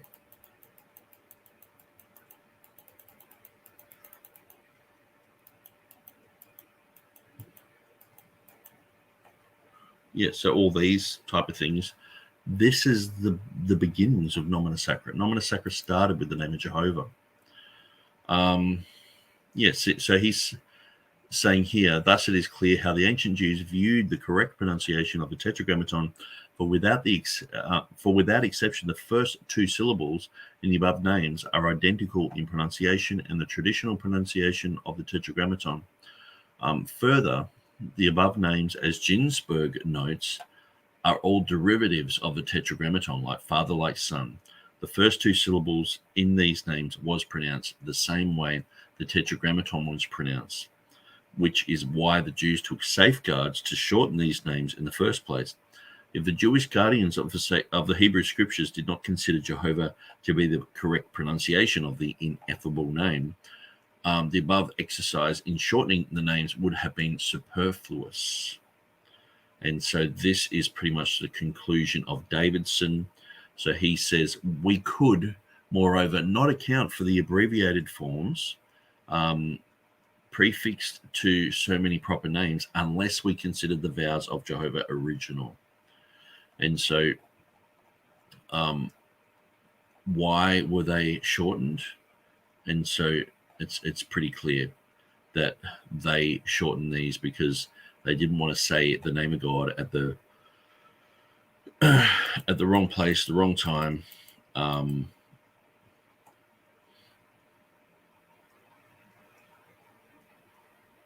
Here, Ginsburg then goes on to demonstrate from the text and the Masorah that the following names were shortened so as to not accidentally pronounce the Tetragrammaton at the wrong place or at the wrong time or by the wrong person. So this is the first Nomina Sacra. So that's the whole reason I've got the whole thing of Jehovah in the book. And so, anyway, so the first ever Nomina Sacra is to do with Jehovah. Revelation 16:5 has the name of Jehovah in it. Not just where it has Lord, but where it has which art and wast and shall be is the expanded name of Jehovah. And so, like, to me, it's just that the link is there. Anyway, let's continue on. Therefore, we often abbreviate it because it's so holy. Out of reverence, we abbreviate it. If it said that, I would expect that explanation to be front and center in a book like this. And I'd be very disappointed if it was left towards the end. Or more. I mean, how much more do I have to spell it out? I mean, the first ever Nomina Sacra was to do with Jehovah. And then fast forward it to the New Testament, we're dealing with a verse that has the expanded name of Jehovah in it. And I'm saying this is a Nomina Sacra. And it's not, because I guess James White's gone, I don't understand it, this, and, just throwing dust in the air. Stephen Boyce has gone, no, Ethiopic, this and that, blah, blah, blah, and just, to win debate points or whatever. Because a few other people are going, no. It's like, it's not hard to understand. You don't have to be a savant. You don't have to be Rain Man to figure this out. You don't have to be doing, algebra in your pajamas late at night, trying to figure this out. All you have to do is just go, okay, Jehovah, the names were this long, and they went, and now they're that long. Okay, fast forward at Revelation 16:5, the name is that long, and it means Jehovah. What are you going to do with it? write holy on the end, letting people know it's a sacred holy name. I mean, to me, this is just elementary stuff. Theodore Beza saw it as just, this is how it is. Even Erasmus was saying, this probably should be expanded to say Komenos at least. In his Annotationis, he said that. Hutter, he went with Erasmus's reading, but then Beza was like, I've got a manuscript with it in it. Great. We're going with this. And the scholarship of the day went, great scholarship. Piscator, many others went with Theodore Beza's reasoning, and it just became the adopted reading for hundreds and hundreds of years. More than halfway through the book already. But I don't think we'll find that, because I don't think that discussion is there. But it is there. It's there not only just in writings about the Bible, like Ginsburg. It's in writings. It's in the Bible. All you have to do is look at the details. You don't have to look far. You just got to look closely. Just have a good look at what I've already written and why I've written. I know there's some things in the book that are just sort of like, okay, well, we're talking about Jehovah. Let's just talk about how Jehovah and Jesus are the same. And because there is that fascinating concept where we're talking about, like, because at the time I was talking to Jehovah's Witnesses about this, and they were shocked. And I'm saying, well, Jesus is Jehovah, Jehovah the Son. And they're like, it was doing their head in, because I'm showing them where, Jesus is Jehovah. And they hadn't heard that before. They hadn't heard that this was the expanded name of Jehovah. But there are some JW websites that talk about this sort of stuff. But, I've been trying to convert many Jehovah's Witnesses into the faith for many years. And so me and my friend, we were using this material to try and convert Jehovah's Witnesses. Anyway, I'm rabbit trailing. Let's just continue. Because I think that it became a tradition early, and it became a tradition that was then gradually expanded upon. There were a few, maybe 5 or so words that were originally abbreviated, and then more and more words were abbreviated. And even in target languages, like Old Church Slavonic, the same practice was carried over into the target languages. It was also carried over into Latin. Dominus became DS with a line over it, based on this practice in Greek. But why? I don't see any ancient evidence about why. I'm not saying there's Old Testament biblical evidence of Jehovah being contracted in the theophoric names.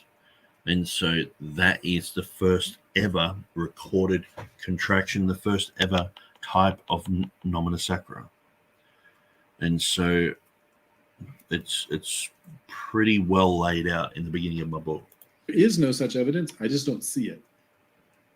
And so to think that the scribes at that time said, oh, this is a nomina sacra, and therefore it would have been natural for them to say, while they're making an abbreviation, this is sacra, so let's not put we're not going to put the whole name. We're just going to start the name and then put sacra at the end. That's not a natural function, because this is a later term. It's not so much that I've said, okay, they're putting sacra. I'm just saying it's synonymous with holy. So we understand it as nomina sacra today. In Latin, nomen sacrum. And however, whatever the Greeks called it, I mean, they would have probably had a name for it. It just would have been holy names, maybe Agios, Legomenon or something like that, or I'm not sure what they called it, but I'll check around, read some Greek on the nomina sacra and just see if I can find the actual official Greek word for it. But regardless, it just means holy, sacred names, and so that would cover the same instances that we're looking at today, that we would see in the Old Testament, that we'd see in the New Testament. That would cover every type of phenomenon like that. So, in any event, However, if Siri's not sure she understands. Sorry about that. So if, though, Nick's understanding is correct, then, and I say Nick's understanding, but Nick is building on Beza. He says this. He says, thus, by adopting Beza's concepts here, all Greek manuscripts, in fact, point to Esamenos. So the evidence for the reading of the Greek manuscripts should now be counted as 100% instead of 0%. If that's the case, though, then it's not a conjectural emendation at all, as Nick is arguing. Yeah. And that would obviate the need for this defense of conjectural emendations or quibbling over the meaning of conjectural emendations or discriminating and discerning between different types of conjectural emendations. So whether or not anyone will go through that, I don't know. I've been going for about 1 hour and 17 minutes, and Doki has been keeping me company here, which I appreciate. But I think I'll wrap up this episode here, God willing. Next time when we do another Nick episode, we will turn to chapter 3. And chapter 3 will be the external evidence and pre-Beza allusions.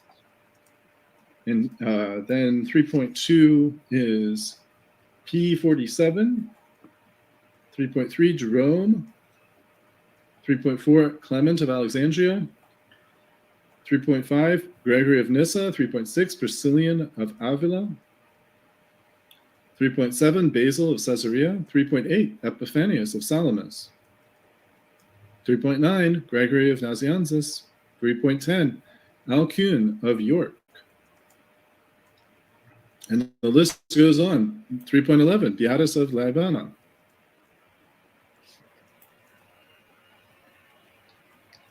That one goes on quite a while. Then Hamo Halberstadensis is 3.12. And Desiderius Erasmus, 3.13. Miles Coverdale, 3.14. 3.15 is an Ethiopic from 1549. And then we'll be done with chapter 3 and on to chapter 4. So I would think this, which is billed as evidence, this will be where Nick's case faces its biggest challenge in terms of the evidence for the reading that's found in the TR. So what's going to be taken into consideration here, like I've said a lot of times, is after I wrote the book, it was clear that what I didn't put in the book was that Theodore Beza had an ancient manuscript. And so this was brought out by Jeff Riddle, Larry Brigden, and some other guys.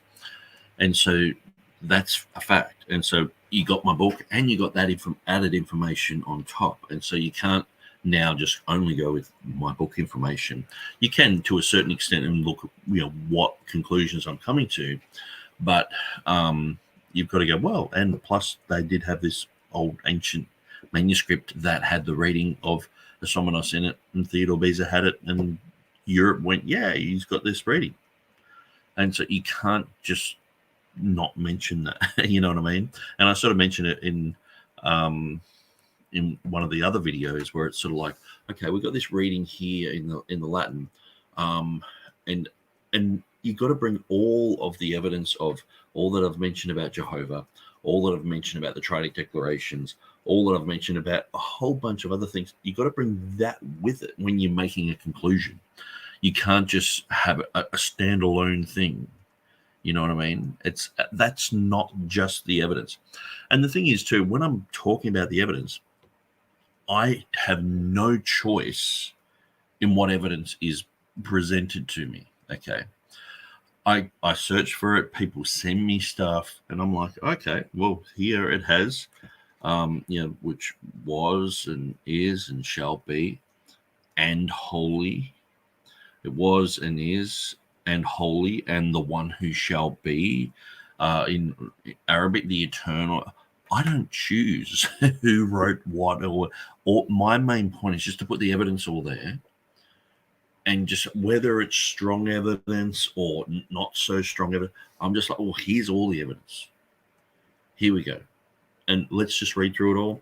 Let's just check it all out. And so some things I might make a bit more of a song and dance about. There are some early church writers have been very clear from the beginning. Sometimes they're just talking about the Tetragrammaton, and they mention that expansion of the past, the present, and the future. But it's like, well, that's the exact reading of Revelation 16:5. So are they quoting Revelation 16:5? Or so this is where some people with the Common Johannium, where it has the Father, the Word, and the Holy Ghost, they're like, oh, it's just sort of repeating, the go baptizing in the name of the Father, the Son, and the Holy Spirit, but they're just saying he's the Word, because of John 1:1, and it's like, it is actually the exact name. So whether you want to go one way or the other, the evidence is just there. So I just thought it's all in the book. Now I have my own theories on things and all the rest of it, but I just put it all there, whether it's strong evidence or weak evidence. Sometimes on my website, I'll go through evidence and put a ton of evidence against my position, especially if it's a minority reading. It's like, let's say even Ephesians 3:9. I've looked up maybe, I guess, 30 manuscripts with that and taken a screenshot and underlined things and shown, okay, well, it doesn't have the reading of koinonia there. It has oikonomia. And so, okay, but I've already gone to the point where I've looked the manuscript up. I've gone through the Greek, finding it. And I'm like, okay, well, there it is. It's like, well, I'll take the screenshot and I'll put that evidence there anyway. So it saves someone else looking it up next time with a link and all the rest of it.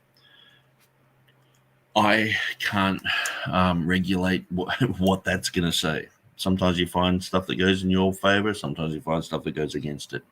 But this was all stuff where I'm like, okay, well, that's, I guess perhaps I could have had a scale, or maybe, this is like a 50%, 50-50, could go either way, or this is a strong 100%, absolutely, this is quoting it, or, and the thing is too, a lot of people have tried to bring in to the arena other readings, like say, Revelation 16:5, if someone's mentioning it, that, it's got to have Lord there. It's always got to have Lord, or else it's not, it's like, well, and that's what Stephen Boyce tried to say. Well, it doesn't have Lord there in the Ethiopic. And I was like, so I studied it, and it did have Lord. It was like, what are you talking about, dude? But I could see his point. He's trying to go, okay, well, it just failed because he didn't research it enough, and just trusted, I guess, Elijah Hixson and Young Kranz and a few other guys. But when you did the research, it was like, no, it's clearly saying Lord here. But I can understand him going to the Greek text and going, okay, well, this doesn't have Kyrie there. So, I'm saying that it triggers the triad declaration. But if you don't have that, then you don't have a triad. You just have a dyad or a biadic declaration or whatever. But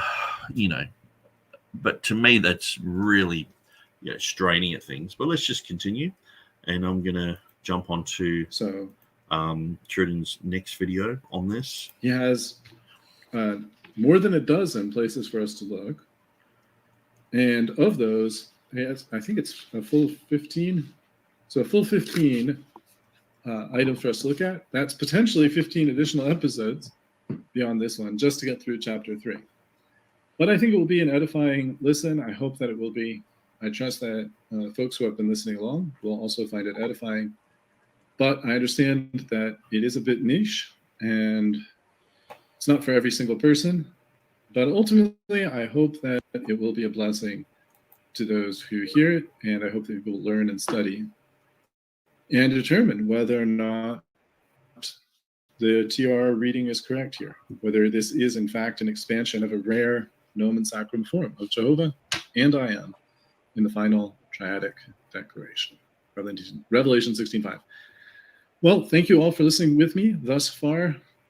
God willing, in a future episode, I will respond to Nick's responses so far and also continue into chapter 3. Copy with you. Okay, so I made a comment here. The issue was that White was changing his arguments as he got cornered on the issues. Riddle and Snap were pointing out the inconsistencies of him supporting the NA28 with conjectures. I don't think he knew about them. He claimed he was going with the new, at the time, Tyndale House text due to the conjectures. So in other words, we pointed out the inconsistency and White changed. It was very evident to everyone following White, Snap, Riddle, or myself at the time. So TurretinFan's says it may be that he was unaware that the NA28 had adopted any conjectures as main text readings, but he has rejected conjectures as being the original for many, many years. That was not a change.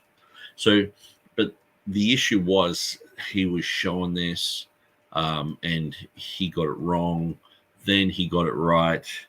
Then he's just sat on that for like 5 years. Then he's gone, well, I don't go with these readings. I go with these other readings. And it's like, so regardless of where he was at the beginning and his position, which, you know, the whole tenacity of the Greek text is really just Westminster Confession of Faith, you know, the text is found in the Greek, you know, and Second London Baptist Confession.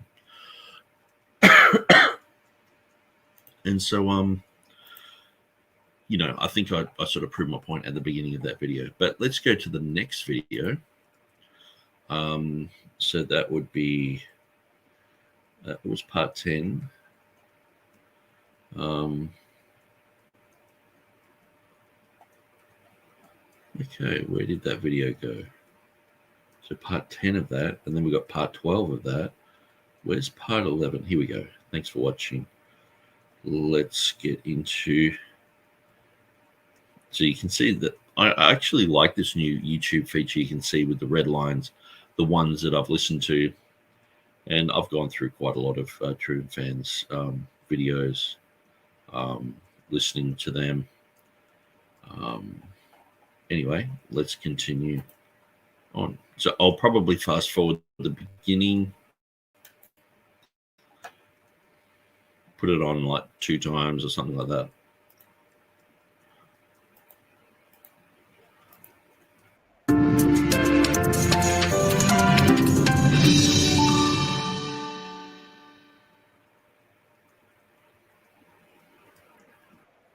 Greetings, brothers and sisters, and anyone else who may be watching along. This is part 11 of a multi-part series of responses to Nick Sayers' book.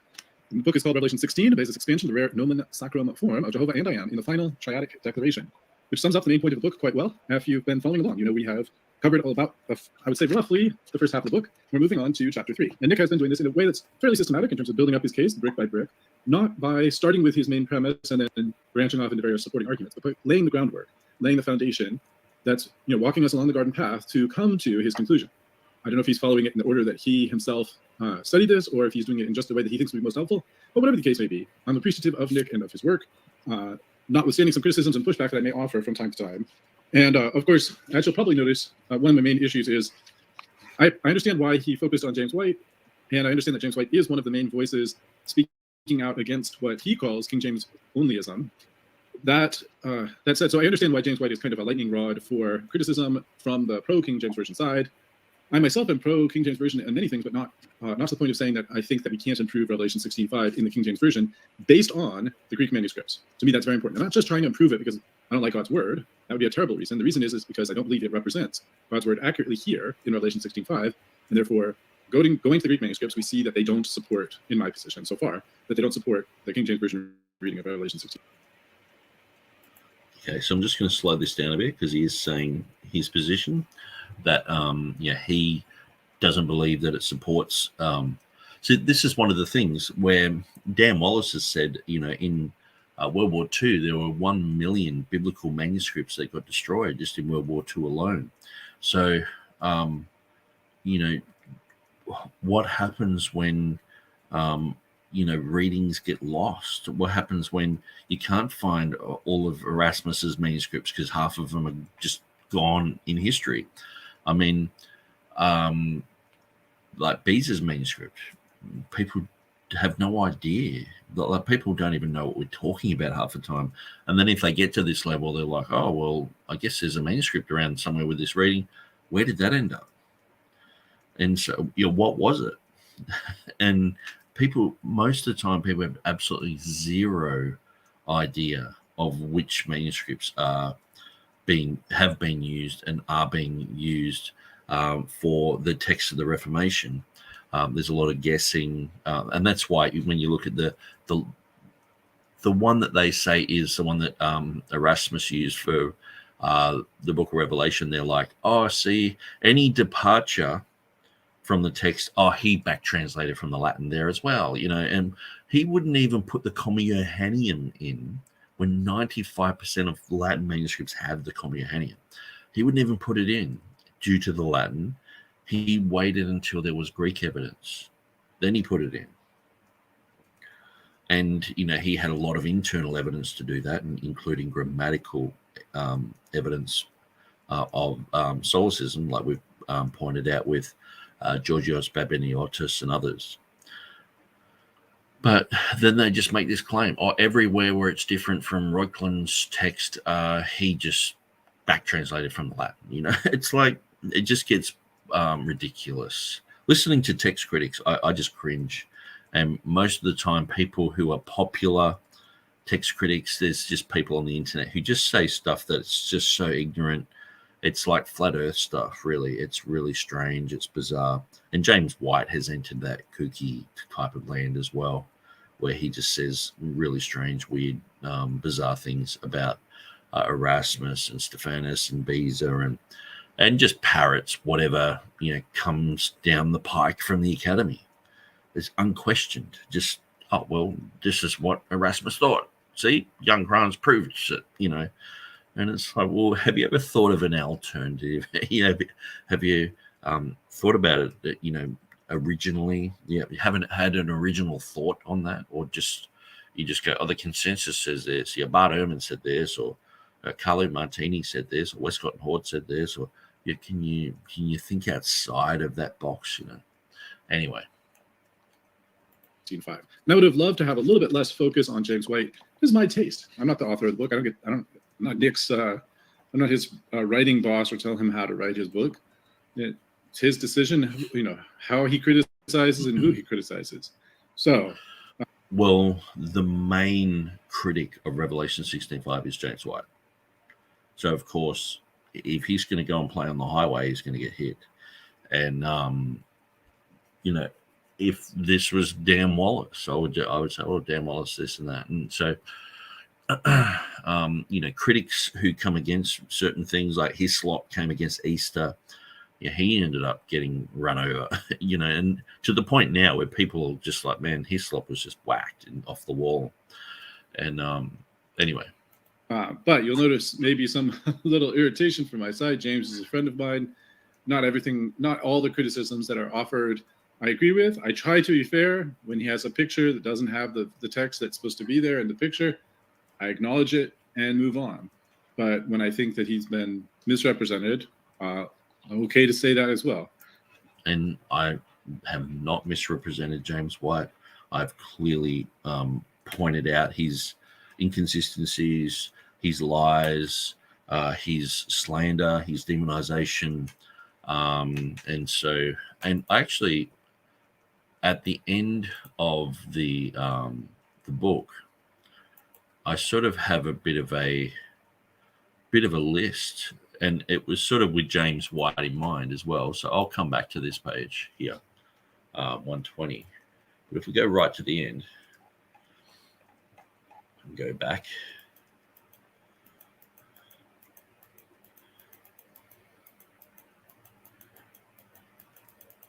Okay, so I have the 2016. Actually, that was 2015. I'm pretty sure it was 2015. Yeah, I could be wrong on that date. Anyway. Yeah, so, things underlying, like, thankfully there isn't the slightest doubt as to what John wrote here. Only misguided dedication to a human tradition would cause anyone to believe otherwise. an unfounded tradition that flies in the face of truth. John did not write and shall be. He wrote, O Holy One, this is a united testimony of all relevant historical information. To deny this is to engage in the most egregious form of irrational thought. It is not faith to deny reality. It is deception. Yeah, so this is the whole thing. Like, TurretinFan's got to recognize that James White is saying we are deeply deceived. And so at the end of this book, I go through, okay, let's evaluate the main points, because because James White's like, thankfully there isn't the slightest doubt as what John wrote here, and only a misguided dedication to human tradition, and he goes through all that stuff again. So then I'm like, okay, Jehovah comes from to be, which is related to the Triadic Declaration. White denied this on Twitter. Jesus, and so I've clearly written this book for James White as well, and so when we go through, a lot of the issues down here, then I'm like, James White says the pronunciation of Jehovah is false and Yahweh is true against the basic facts. James White in the Jack Mormon debate claimed that Nomina Sacra was originally designed to save space in manuscripts. James White claimed Beza changed the reading to make it nice, poetic, and rhythmic, but failed to reveal the link to Jehovah I Am and how it is a complete formula of the holy name of God. James White claimed there is not a question about it on anyone's part as to what that passage actually reads, but many questioned it, from Erasmus, even Lorenzo Valla thought it was part of a Trinitarian formula, through to the King James translators, Elzevers, etc. James White said Beza simply made the reading up.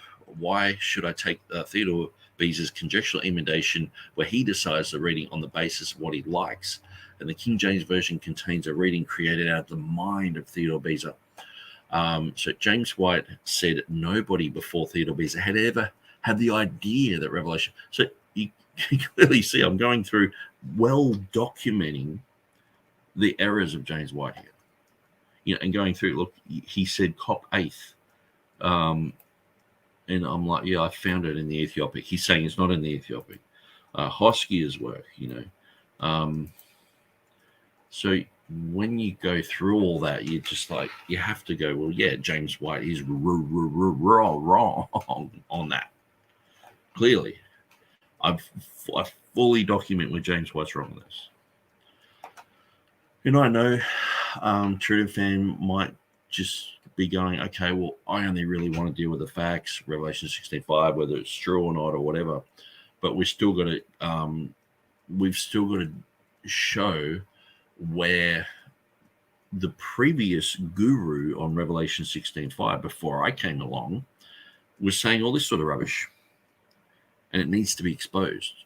You need to actually have a bit of a clean out of all this clutter from your mind before you can see clearly. Because what I've found is people have all this in their mind, then they come to what I'm saying, they're like, no, and they just constantly put James White's stuff in their mouth and in their mind. Or if you go through and you say, James White is wrong. Okay, that's interesting. What's correct then? Then you go through, you can see what Theodore Beza has said. It's very clear, and it makes perfect sense. So anyway, let's go back up. I think we're just about to look at some of the textual evidence. And so, and I don't think I put this in any specific order of importance, because, I mean, some of these people, I don't even know who they are. It's just like people were just sending me things, and I'm like, okay, I'll put that guy in. And I was just actually putting it in by date. It was like Clement of Alexandria. Okay, well, I think I put in, no, I didn't put it in by date. Okay, yeah, I'm like, okay, Jerome. I might have started to put it in by date, but then as I was finding more and more, I just kept slotting it in, and it was like, I think there's like 15 that I go through. So let's let TurretinFan continue. And then sometimes I just try to pass over in silence things that are criticisms of James that I don't see how it will benefit the public at large for me to get into those details or to take a position one way or another. So with all that little preface out of the way, if you are interested in or wondering whether you should listen for this particular episode, God willing, I'll be doing some little bit of amateurish collation during the episode, probably around halfway through, but I'm not sure exactly. Depends on how long. So I'm pretty sure this is the one where TurretinFan's like, here's all the readings of holy, and I sort of find this just sort of like say when we're looking at the Comma Johannium, if I was Elijah Hixson, say for example, or say Timothy Berg, he would put up a whole list of Greek manuscripts that don't have the reading. Okay. And so it's just one after the other. And so you're looking at, I think there's about 500 manuscripts of 1 John chapter 5. So you're looking at the vast majority of them. So you're looking at 495 or 490 or something like that, not having the reading. And we know that. Everyone sort of knows that. But it's like, okay, let's just put it all up there and let's just talk about this. And it's like, okay, so why are you guys doing that? I guess if I was to go the last 12 verses of Mark, okay, let's look at the 1,637 manuscripts that have the readings. Which ones? Okay, manuscript, number 122, 125, 128, and just going through them all, it's like, everyone knows there's 2 manuscripts, or not everyone knows that, but why go through these sort of boring details when clearly I admit in the book that I'm not like, oh, there's all this evidence and I'm trying to hide anything or anything. I'm like, if this is a nomen sacrum and clearly it's when you understand the extrapolation of a nomen sacrum, it's the name of Jehovah, the one which art and was and shall be, then 100% of the manuscripts say that. But at the end of the day, Beza had an ancient manuscript and he used that as well as all this other internal evidence. And so we're looking at internal evidence. And so say with the comma, most people don't go, oh, well, 95% of the Latin has the comma. Let's look at all those and make a huge list with them. Like just say there was 1,000 manuscripts of 1 John 5, like just having, 995 of all having it. Why would you do that? You just, like to me, it's just sort of, it's not really that relevant. But anyway, let's continue. Things go, whether it's halfway through or at the very end or at the very beginning, we'll see. So we're on chapter 3, page 119 of the book.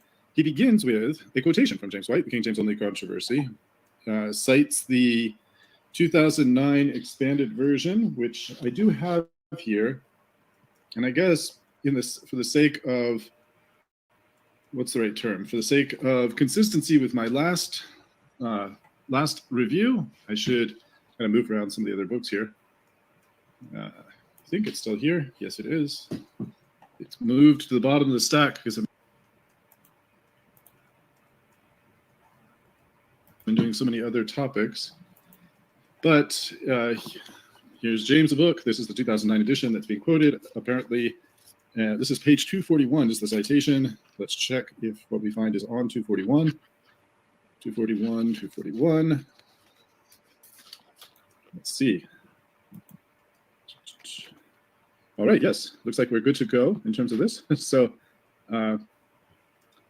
in fact, the only difference, I don't see any difference at all. But I'll read directly, just to be on the safe side, I'll just read directly from James White. And I'll read the full paragraph in which James, leading up to what James writes. Okay, so when we're reading James White's quotations, put yourself on the other end of this, and because a lot of people don't, they're not hearing what James White says, or they think that we are worthy of being bashed up by this guy. We're just jerks. We're just like Andersonites or Ruckmanites. We deserve a good slapping around the head. You know what I mean? It's like, no, we don't deserve this. We don't. there's nothing that we have done that would warrant James White behaving toxic like this to us.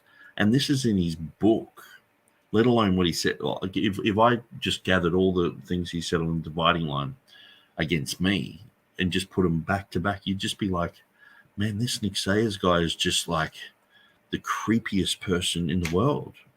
How does anyone even have any association with him? But that's what James White makes out. The full paragraph that includes the quotation, and then the immediately following paragraph after the quotation as well. So the quotation begins with John did not write and ends with deception.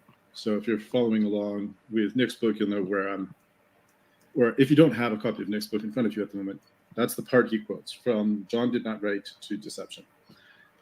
So here's page 241, the top paragraph and the second paragraph. So how does the AV defender respond to the documentation that the King James Version contains a reading created out of the mind of Theodore Beza, one unknown to the ancient church? It's created out of the mind of Theodore Beza. So no understanding that the Ethiopic has it, just like 30 years before. No understanding of Beatus Libana has it. No understanding that Homo halberstadensis has it. Many other people have had it.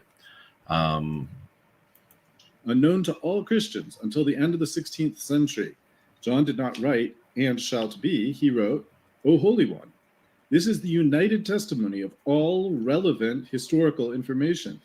To deny this is to engage in the most egregious form of irrational thought. It is not faith, in italics, to deny reality. It is deception, in italics. Thankfully, there isn't the slightest doubt as to what John wrote here, and only misguided dedication to a human tradition would cause anyone to believe otherwise. Christians are people of truth, and I truly exhort any King James Version only advocate to seriously consider this text, to examine the documentation provided, and to recognize King James onlyism for what it is, an unfounded tradition that flies in the face of the truth. That's what my friend James wrote there. We may have you can see that it's written in a very blunt way, and you can understand why Nick, favoring the King James as he does, takes some umbrage at that. I do note that the first part of that paragraph is reminiscent of something we talked about in a previous episode. Yes. So when we were discussing section 2.8, there was a quotation that was provided, and the footnote said page 237, but I think it's now on page 241. So I think that was the first, so how does the AV defender? I think that was the first part of the quotation we read last episode. So if you listen to episode 10, like, the millions of people watching this series, then you'll have noted that, and you'll have consequently wondered where did it come from? Well, apparently it came from page 241. So that worked out well that I checked. So we got a chance to give Nick an opportunity, if he wants, when he updates his next edition of this book, to update that quotation as well, the footnote for that quotation as well. So coming back to this section 3.1, the section's called External Evidence and Pre-Beza Allusions. Are TR KJV defenders deceived, as White claims? Are they not in faith and irrational?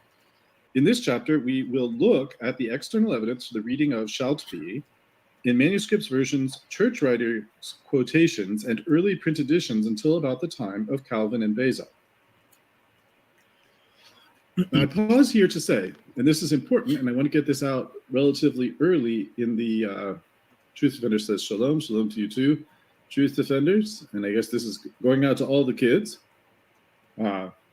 So I want to get this out of the way early because it's an important point to raise. When he's going down this path in chapter 3, he is contending about a part of the issue. And in my view, this is a flaw in Nick's analysis. And I believe that others have challenged Nick on this point before me. But nevertheless, since I'm me and I'm not those other people, I'm going to challenge Nick on this point myself.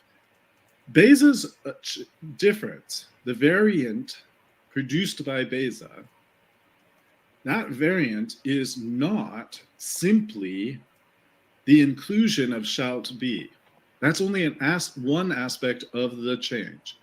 The change that he made was to remove the Holy One, or excuse me, O Holy One. He removed O Holy One, and he substituted instead and shalt be. So his variant is a substitution variant. Now, if there were some example in history of someone else making that same substitution, that would be, I would think, relevant historical information. Less relevant would be somebody who just deleted the word, O Holy One, or who just inserted the phrase, and shalt be. But the point that those other two might be relevant. The deletion of O Holy One might be relevant, or the insertion of and shalt be might be relevant. I'm not saying that these are utterly irrelevant to the question, but they're at a second tier to someone making the actual substitution that Beza made. The problem for Beza's substitution is that it lacks precedent in the historical record that I've seen so far.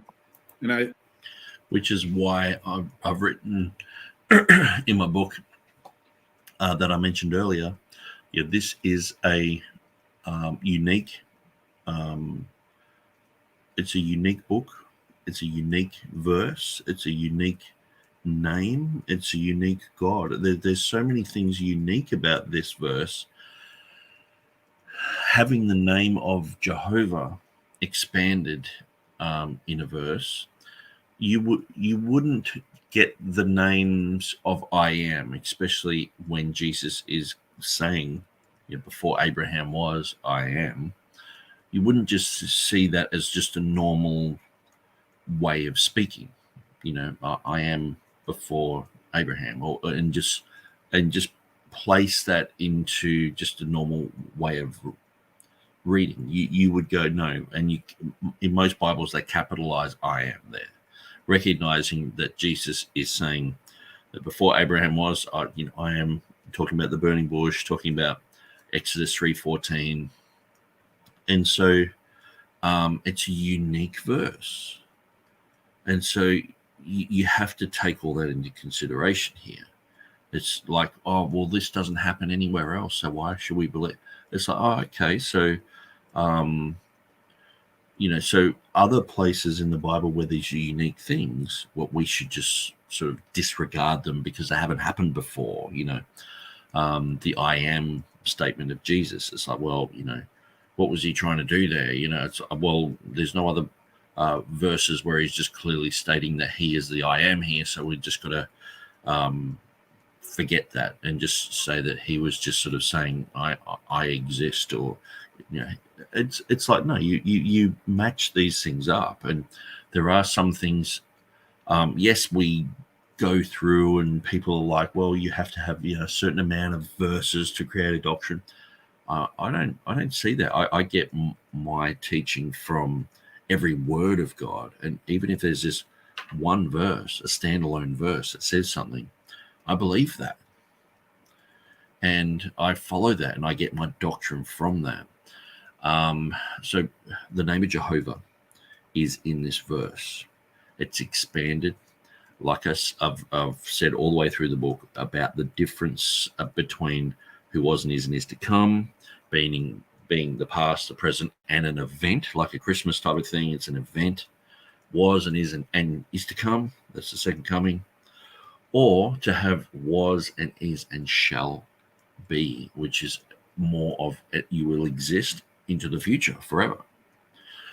And that is why I always say it's the purest form of a triadic declaration. So in these other places, you don't have that.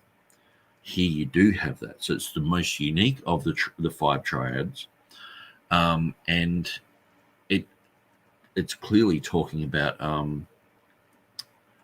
the expanded name of Jehovah. It's very clear.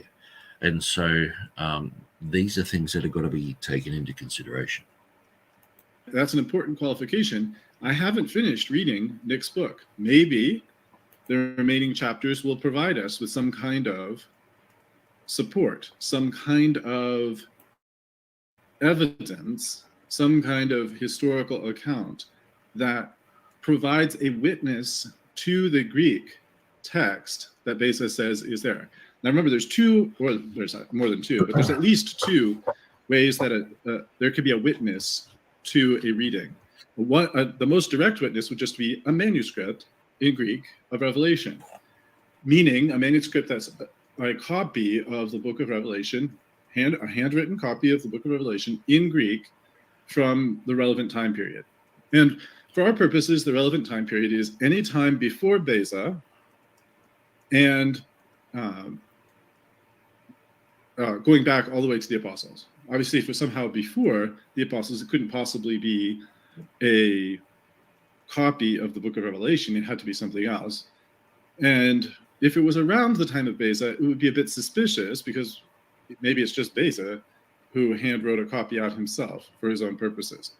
But and so but these type of stories, Erasmus, he created a manuscript on demand. He said he needed a manuscript, so someone, Roy or Froy, just created it. The Codex Montfortianus, and just these strange stories that come out of the Academy. It's like just anything but the truth. At least it would have some relevance. Anywhere in that window has some relevance, and of course, from a historical consideration of things, we'd like to have an older copy that would be on, everything else being equal, an older copy is better. That's what he claimed to have. Because it's closer to the original, temporally, chronologically closer to the original. And if we don't have that, it would be nice to have a copy of a very old example. Sometimes we don't have the very old copy, but we have a copy of a very old copy. And of course, at the other extreme is something that... See, what's strange is it's almost like as soon as you get to the printing era, if something's printed, it's no longer a representation of manuscripts. It's like, or the majority of it is, but where there's TR minority readings, it's like, oh, well, that's just a conjecture, or that's just put in there from the Latin, or that's put in from this and from that. It's like, well, no, this is like clearly someone like Erasmus, he wasn't going to put even the Comiohenium in without Greek evidence. See, on one side, they've got all these stories about, Erasmus wouldn't put it in and even had to make up his own Greek to, to trick everyone to put it in there and all this bizarre stuff, But then on the other side, they're like, oh, he was just willy-nilly just copying from the Latin straight in there. It's like, which one is it, guys? And that's why talking to text critics, it's like 1 minute they're saying one thing, next minute they're saying something else. And like, say, someone like James White, he says we're inconsistent. He is completely inconsistent. It's a copy that was made very recently before Beza, like a 15th century copy or even a 16th century copy. And then we have sort of and see, one of the things is, it's like dating Byzantine manuscripts. If you have something with Byzantine readings in it, sometimes people are like, well, you can't actually say that that's Byzantine because the Byzantine era didn't start yet. So we have to classify it as something else. Or, when you've got a manuscript that might be, around between like 1400 and 1600. Oh, well, this has the TR reading in it, which we know that Erasmus got from a Latin manuscript. So we have to push that date after printing, sort of thing. It's like, this is the type of thing that we're dealing with. People with this preconceived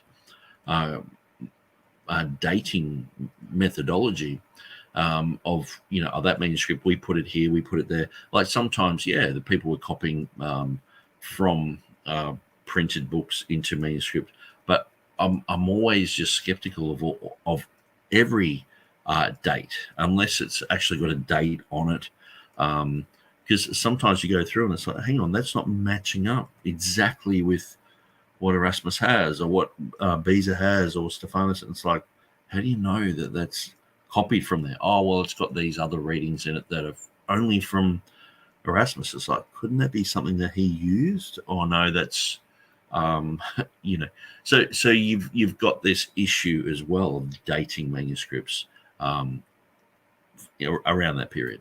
Second tier of witness, which is a witness in another language. So if we have a Latin copy that deletes, it doesn't translate the word holy, O Holy One, it doesn't translate that.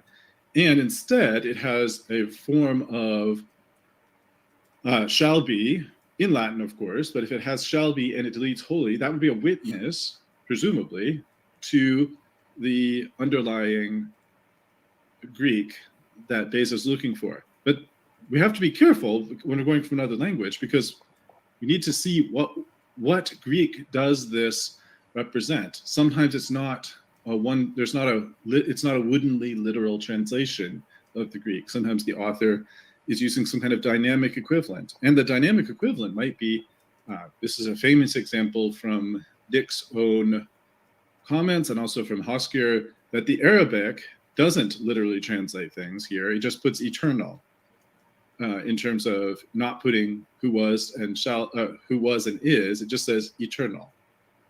Now, eternal might be a witness to who was and is and shall be, because it might have been translated from that, but it's not a very strong witness at all, because we just don't know what it's based on. We don't know if it's based on was, is, and shall be, or was and is, or even just is. We're not sure what it's a witness to, because it's not a literal translation. So its value as a testimony is quite low. So the problem is, then we can go into like things like quotations, where someone's quoting Revelation 16:5, maybe in the text of a commentary, maybe in the text of something that's not a commentary, but just happens to refer to Revelation 16:5. Those have some value, but it's always hard to say with quotations. Is someone paraphrasing? Are they quoting the part that's relevant to their purpose? Are they elaborating? Are they just adding in words for their own purpose, not because they saw that in the example, or not because that was stuck in their mind? Are they quoting from memory and therefore conflating things? Are they quoting from a written text? These are the kinds of questions one must ask when dealing with patristic quotations. And you'll see sometimes if you're going through the apparatus of the New Testament, you'll find things where it'll be like 16 references in origin, and this variant is supported by 7 of those, and a second variant is supported by like 3 of those, and then there's a third variant supported by a few more. And it gets complicated further with people like Origen, because sometimes we don't even have Origen in Greek. We have a translation of Origen by Rufinus. So how do you count those? Those are now secondary, they're in a secondary language, and it's a patristic usage rather than a patristic era usage anyway, rather than the text itself, a copy of the text itself. So it gets complicated. And the farther we get away from things, the more indirect the witness becomes. And you could imagine an indirect witness like the page in which there's one line that's been obscured, and that line is too short to include the word, let's say the word the Holy One, O Holy One, but it would be the right length for some other shorter expression. Well, that could be some kind of witness to not having O Holy One there. There's some other things like that. There's other ways that things can be evidence or a witness for a particular reading, but the strongest and best kind of evidence, or the strongest and best kind of witness, usually is just to have a manuscript copy of Greek, preferably one that has some age to it. So not one that was just created for Beza. And so that's exactly what Theodore Beza had. I don't know if TurretinFan's this is like the second time he's mentioned like not just one created for him. I don't know if he's going to go that route and say that this is a fake manuscript or something like that, or I don't know. Or by Beza or one of his assistants in the preparation of a revision to the existing printed text. So where does that leave us? We're continuing through section 3.1, and I paused after reading only a couple of sentences, and I'm still on the first page, but I'm now on the sentence that bridges pages 119 to 120. The following chapter, this is Nick again, the following chapter will look at the time frame beyond that well, if I was talking so long, you might wonder what I mean. That look at the time frame beyond that. But in any event, I think he means chapter 4 when he's talking about that. Here, this chapter 3.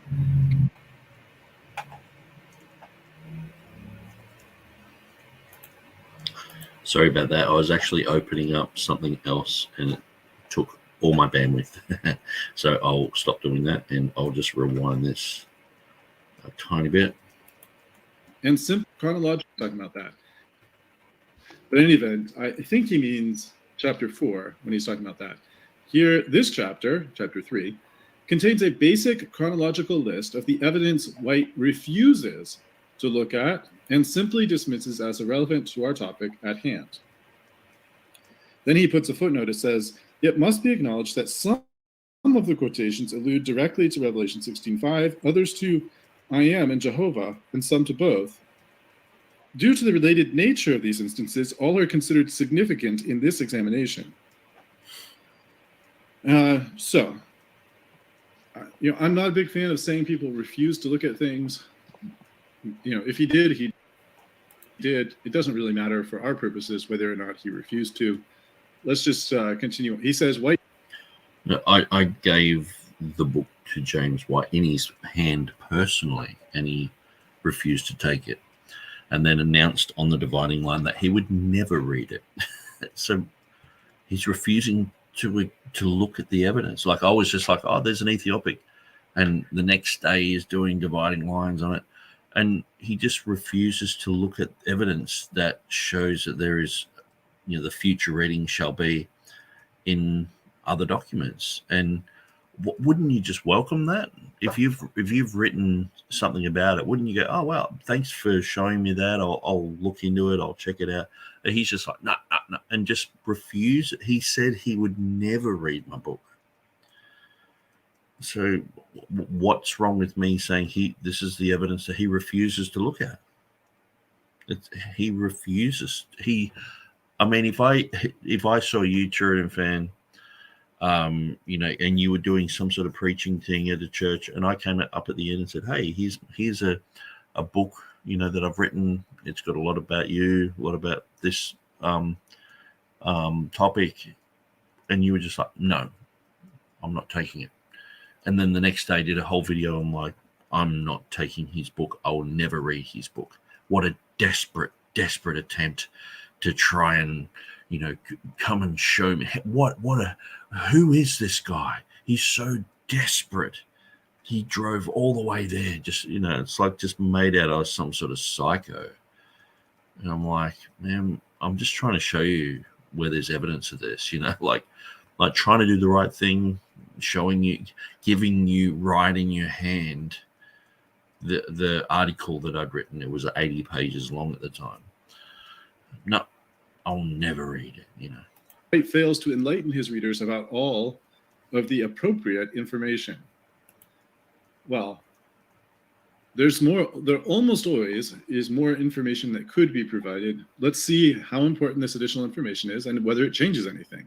That's an important question to ask. Firstly, Nick says, he fails to point out that only 4 manuscripts of Revelation 16:5 exist from before the 10th century, and the 3 earliest Greek witnesses of Revelation 16:5 do not even agree. The earliest witnesses to Revelation 16:5 read, on Kai Hos and Kai Hosius, and then the second one has, that's Papyrus 47, which Nick says is 3rd century. For Sinaiticus, or Sinaiticus, as I've heard Nick recently pronounce it, that he identifies as 4th century, but points out that there's some question that's been raised by certain folks, I think Chris Pinto may have been one of them, about the dating of Sinaiticus. So in any event, 4th century Sinaiticus, 5th century in Alexandrinus. The Sinaiticus has on Kai Ho en ho hosius, and then Alexandrinus has on kai ho en hosius. So the difference is the Papyrus 47 has a chi where it should have ho. Sinaiticus has ho. And then Alexandrinus omits the article altogether. And Nick concludes from this, it seems the phrase got shorter with the passage of time. I don't think that's an automatic assumption we should take from those three copies, but it's not, moving from chi to ho isn't really a shortening of chi. But have a look at it. It shortens from the os here to o. It shortens from the chi osios to hot osios to just osios. So you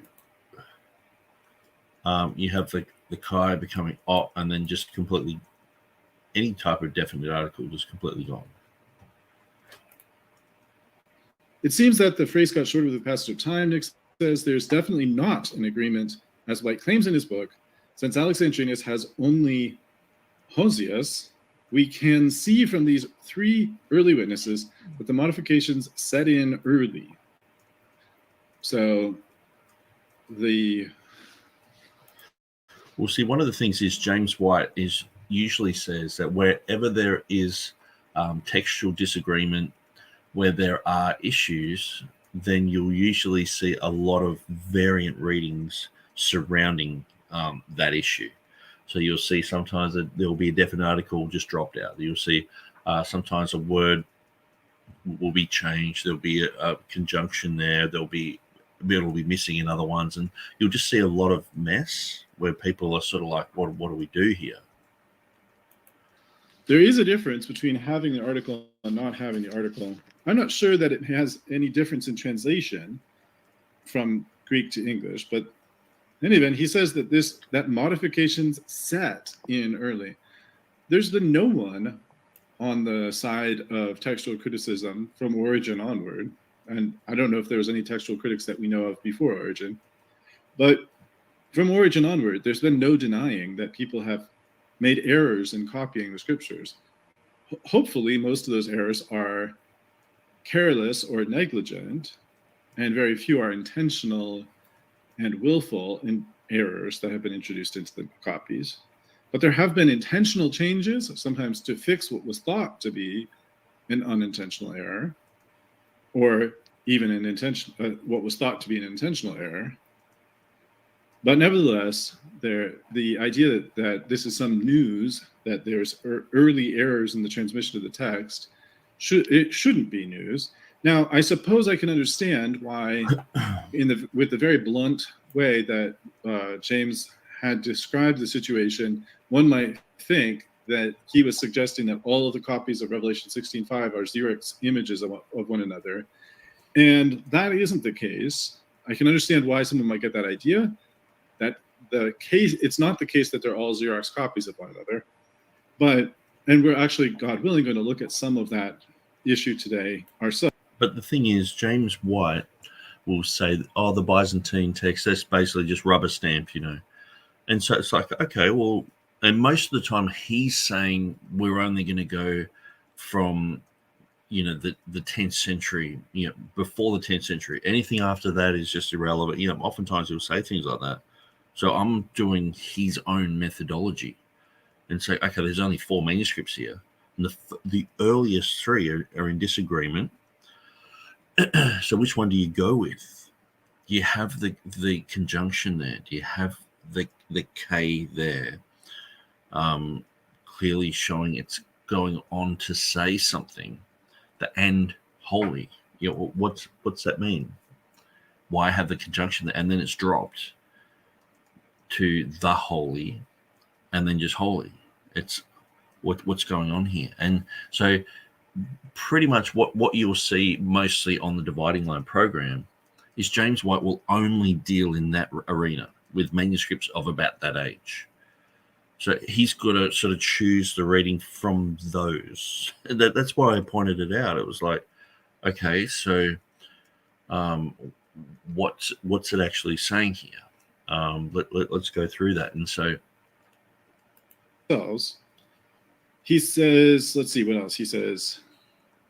Lord is also missing in some manuscripts, yet it is present in the Textus Receptus.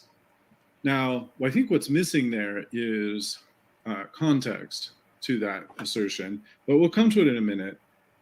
That it certainly is missing from all three of these. I don't know if missing is the right term. There's that famous line from Office Space. I'm not sure I would say I'm missing it, Bob. I wouldn't say that Lord is missing from the text. I would say that it's been added in the Textus Receptus. But on... And see, like I've mentioned so many times before, let's go to Revelation 16:6.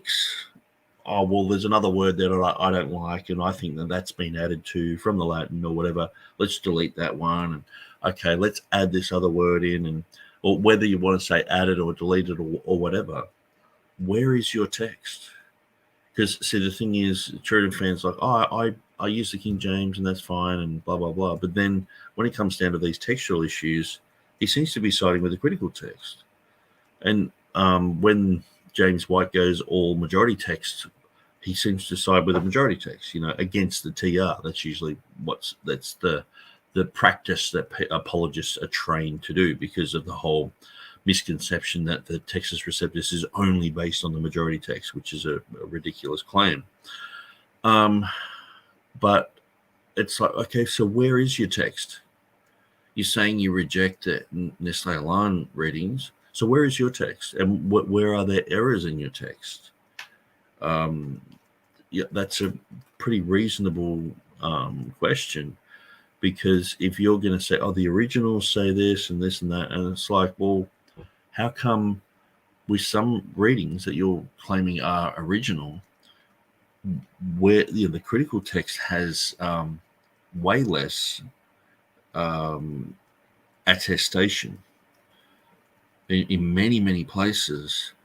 And so do you apply the same standards to those readings? You know what I mean? Like, do you look at those as, oh, it's majority, so I go with it? Are you majority text? Are you critical text? I'm pretty certain that you're critical text, but it's like, I can't understand why all of a sudden it's like majority text, when there's so, like, for every place that the Textus Receptus has a minority reading, you're looking at 30 or 40 in the critical text. And so are you going to look at those with suspicion as well? Because I could put up a chart with many of the readings of the critical text and say, well, okay, well, every other manuscript in the world has this, and except for Sinaiticus, or Vaticanus. It's like, oh, well, I go with that, and it's like, anyway. On what basis? That's the question. Nevertheless, coming back to what Nick wrote, he said, although important, that is another topic entirely. And while I'll briefly mention it in this episode because Nick brought it up, and because it will happen to pop up at us, and for one other reason that I'll save until then, I will briefly bring it up, but it is largely unrelated. And it only became relevant in our previous discussion when Nick was commenting that this triadic declaration, as he called it, was there because someone had used the name of God by saying the word Lord. But that word isn't in the text of Revelation 16:5. See, notice he said that word is not in there. And it's like, okay, so with the same type of percentages, are you willing to drop all the critical text readings that have that type of, where there's like, a handful of manuscripts? I'm not sure how many there are that read Kyrie there. I think there's like 4 or 5 or whatever that we've I've found just on the internet, but I haven't really done an extensive search into it. But so are you willing to drop the critical text readings if I can find, say 3 manuscripts or 2 manuscripts or 1 manuscript that go with your reading? So this is the thing. It's like, well, why is that considered original? Like I the whole concept of having a double standard here is huge, At least not in the original. And therefore, that particular argument that Nick had offered for why this ought to be a triadic declaration, I think is undermined. So on one hand, yes, it's another argument, but to the extent that he uses this argument about every time the word Lord is mentioned, that there's this pattern of the word Lord is mentioned, and then we see this triadic declaration. I think if he's going to make that argument, then he's going to also have to defend this, same as he ought to defend Revelation 11's biadic. Well, he says it's triadic, but the original is biadic there as well. So notice the original is this and that as well. So I mean, which exact original is the majority text, critical text? I mean, if TurretinFan turned around and said, "I said Nestle Alarm 28th, that's the one that I go with," it's like, okay, well, but at the end of the day, like I'm saying, there is manuscript evidence for these readings. So should I show you where there's a whole bunch of readings that are just one manuscript here and there that has a reading? Are you going to drop them? And why not? And so the thing is, I'm not trying to it's not like a competition. I'm not like trying to use your methodology or James White's methodology. I think that the people in the Reformation period had enough manuscript evidence because of the new way of the new technology of printing. They were just getting the manuscripts and they were putting them into print form, thus sort of making the manuscripts almost redundant. But then all of a sudden, like in the last 150 years, it's like, oh, we're going to reconstruct the text. It's like, well, that's already been done. And the thing is too that like so many manuscripts have gone missing over the years, and they can't like say that the manuscript of Revelation 16:5 of Beza, who knew about that until we just brought it up. And then it's like, oh, okay, yeah. And then we're reading commentaries and going, yeah, everyone in that era who knew their stuff knew that Beza had a manuscript. And where is that? Who knows anything about it? You know what I mean? So people don't know that much. And there's a lot of stuff that's just gone missing. And so this whole tenacity of the text, it's got to be all in Greek and it's got to be up to date. I think Jeff Riddle does a great job in pointing out that I don't think you can actually reconstruct the text today. I don't think we have enough information. And so now Jeff Riddle says that I would tend to disagree and say, well, I think we do have enough information. But see, there are places which are minority readings. See, this is the issue as well. And a lot of majority text guys, I'm almost gobsmacked at when you say, okay, well, Erasmus, he recognized there was homoioteliton here. And so he amended the text according to that. And then they're like, where's the manuscript evidence for it? It's like, yeah, he recognized there was homoioteliton there. And so oftentimes they teach about parablepsis, that it's, if you can spot a place where there is parablepsis and, clearly, that there was something wrong with the transmission of the Greek. People were copying it. They missed a line. They missed a word here and there. But then when it comes to the actual the actual practice of going, okay, we spotted parablepsis, we're going to amend the text. They're like, we can't do that. And especially the majority text guys, they're like, well, okay, so where's the manuscript reading for it? And it's it's parablepsis. And so the thing is, the Textus Receptus guys, they spotted parablepsis, they fixed the text. If they saw a more perfect onion, they were like, well, it should say union, that they amended the text because they understood that the scribe had just made a silly mistake, And even Erasmus was like, half these scribes are just drunken monks, and he was really harsh on a lot of these scribes because he was a scribe himself. He used to do Latin scribal manuscript copying. But anyway, let's go back to this. He needs to also defend that. If he's going to say this is a pattern of 5 different places, 4 of them are the same or same-ish. Okay, well, I guess that's one place where I will probably move into and, work out some defenses of that. I felt that for what I was saying with Revelation 16:5, that I guess in a way I'm writing it for James White to see it from our perspective and see it from Beza's perspective.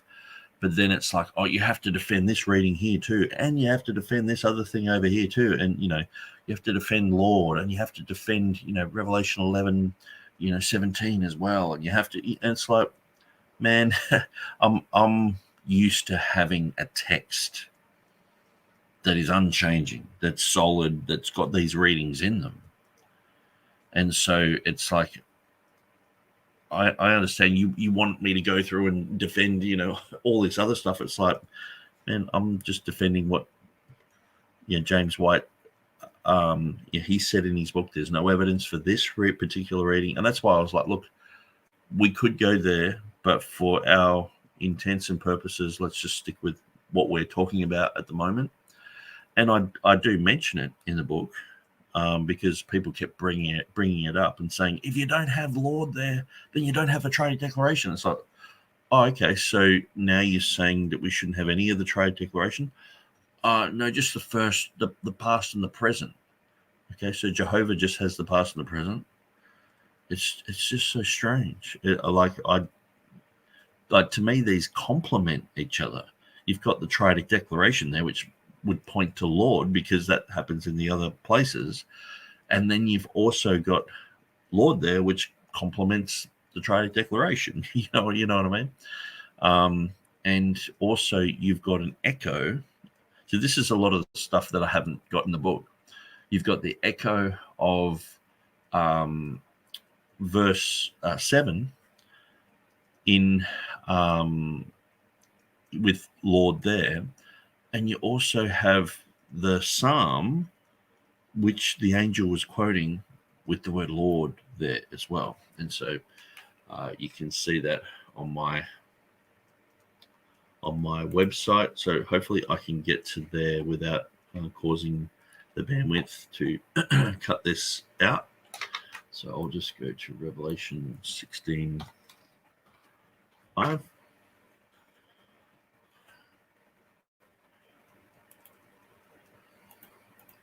So I've gone through this before, so I won't bore you with it.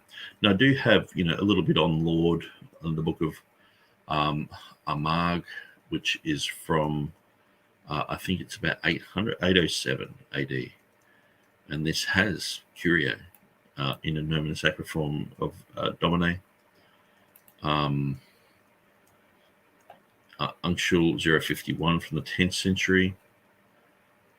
It was formerly said to have Kurios, but on further examination, that's not correct. Okay, so I'll put that there. Minuscule 2344, that has it there. So that's from the 11th century.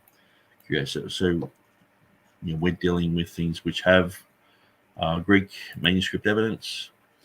But this here, the angel was quoting Psalm 119, 137. So clearly it says, thou art righteous, O Lord, here it says, righteous art thou, O Lord, and upright are thy judgments. And so I put in the two angels who talk about this, quoting from Psalm, and sort of make a case for that. So I'm using Hutter's Greek there, so you can see these pictures where I underline the relevant material and information. So yeah, there's quite a lot that goes with all that. So, but yeah, the whole concept of Lord, I mean, that's something I could expand on here and go through. But let's just continue. And the fifth is, therefore, ought to be similar to those four. So that's another point where I think Nick needs to make that argument, not just assert it. And his pushback that I recall so far has been, well, I believe the King James Version. Why should I have to justify what Revelation 11 says, or the first part of Revelation 16:5? Why should I have to justify those things? And I suppose the answer is, You only have to justify them if you're making those as predicate or arguments upon which the argument you're presenting stands. Knowing that we don't accept the King James Version automatically just because it's the King James Version, but we actually look at the Greek, and the Greek doesn't support this part of Revelation 16:5, the word Lord being there. So we're going majority text again, you know. And it doesn't support a triadic declaration in Revelation 11. Or at least that's my position so far. But again, I'll let Nick try to argue those points, and we'll take a peek at what the evidence that I've... Because what usually happens is James White will say, okay, Ephesians 3:9 has 0 manuscript evidence. And it's like, okay, so then we spend a tireless amount of time going through the internet, going through Google, going through the CSNTM manuscript room, and going through a whole bunch of other stuff. And then we're like, we just found 6 manuscripts with it in it or whatever. And it's like, then it's it's sort of like, I find that we have to do all the homework. You know what I mean? It's very rare that people are going through and taking photos of these manuscripts and looking for our reading. They're looking for stuff against it, but usually it's just in a compiled list of, let's just copy and paste from Scrivener or someone. And it's like, well, let's go and have a look at these and let's examine them. Let's look at pictures of them. And so a lot of the time, like I pointed out earlier in this video with Jeff Riddle, he's talked to Maurice Robinson about his congestional emanations. He's gone and dug all this information up. He's done articles on it. And James White's just like, blah, this Baptist pastor, what, desperate guy, And it's like, man, half the time we're doing all the running around and homework for this. And so this is one of the things with Revelation 16:5. I've run around and done all the homework for, the reading of Isomenos, explained why I think it's there and all the rest of it. And then it's like, well, you should have done your homework here as well, and here, and here. It's like, I'd love to have all that time, all the time in the world to do that. You know what I mean? But it's like, I think you can see my point, because that is just a completely different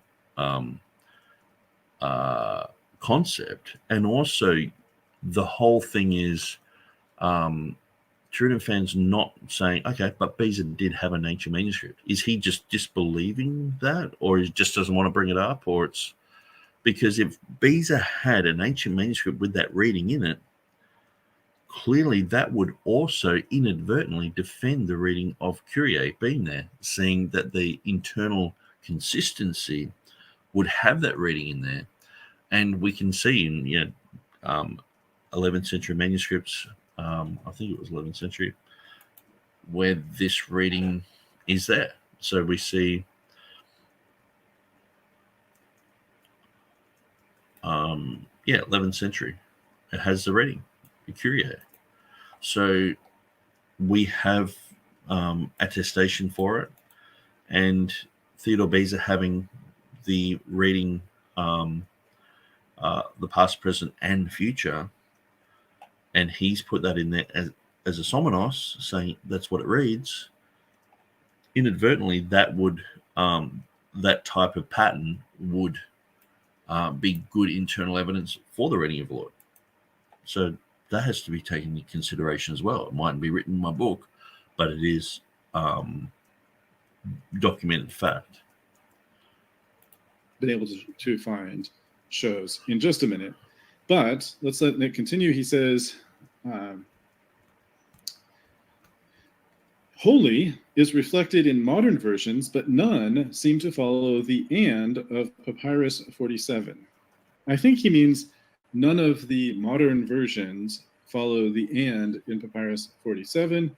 Then he shows a photograph of the manuscript. I don't know if you'll be able to see it well, but Chi is the first 3 letters that are there in kind of a bit blurry, probably because of my camera. But those are the first 3 letters there on the page on both images, I believe, yes, in both images that were there on that page, the first three letters are chi, kappa, alpha, iota. In any event, he says the oldest Greek text of Revelation is P47, which is from the 3rd century, contains this passage, but it has a textual variant. It contains the chi, which means and, in Beza's phrase. He says in Beza's phrase. Okay. In Beza's phrase, kai ho esomenos. Modern textual scholars had rejected the chi of other manuscripts so prevalent in English Bibles of the Reformation, such as the Geneva Bible with and holy, but Papyrus 47 was revealed in the 1930s. So they have, he writes, so they have reject. I think he means so they have rejected, or so they reject, the so-called, and that should be hyphenated, oldest and best reading of chi. Now, I think he's just kind of, I assume that he's just kind of playfully teasing the textual scholars here. Just because it's in the earliest manuscript doesn't always automatically mean that that reading is the best reading. The manuscript may be the oldest and best manuscript of Revelation 16, but not every single reading is necessarily the oldest and best reading just because it's in the oldest and best manuscript.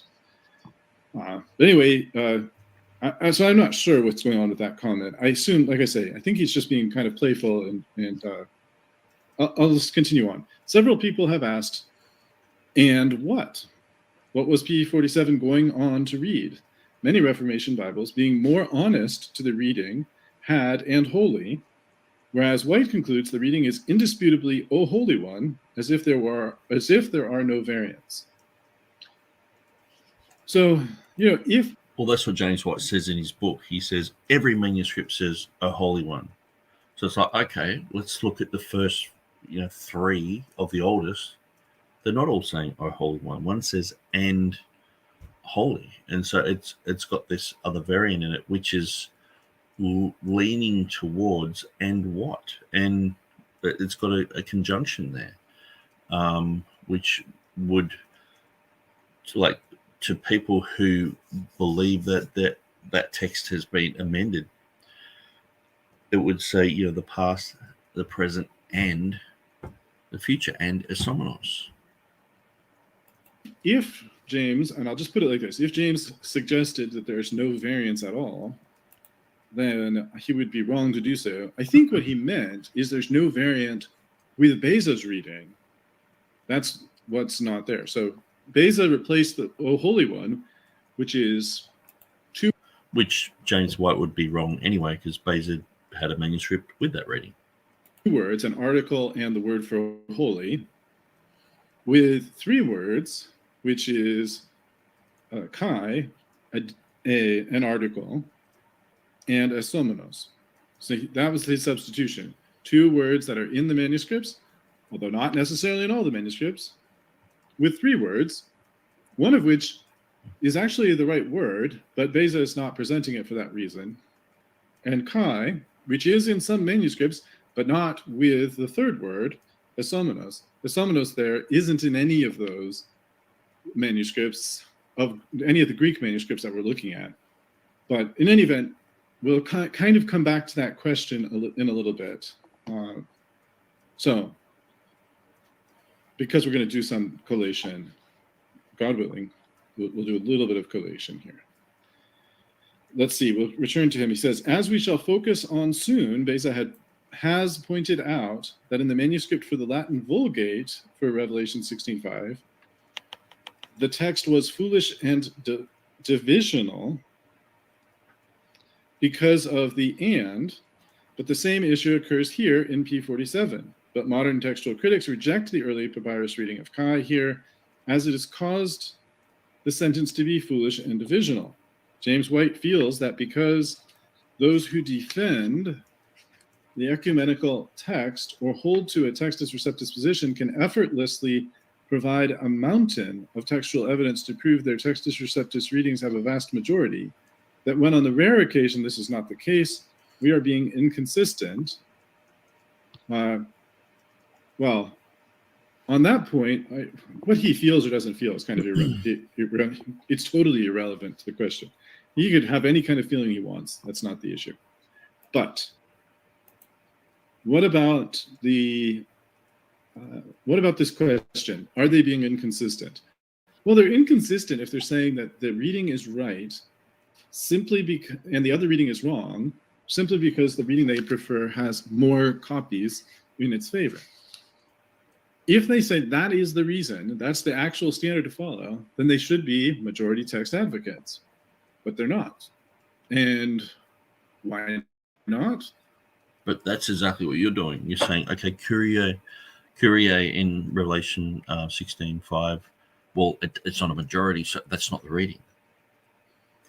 And we're just sort of looking at that going, well, okay, so you're going to be majority text now, or you're going to be majority text everywhere else, or, you know.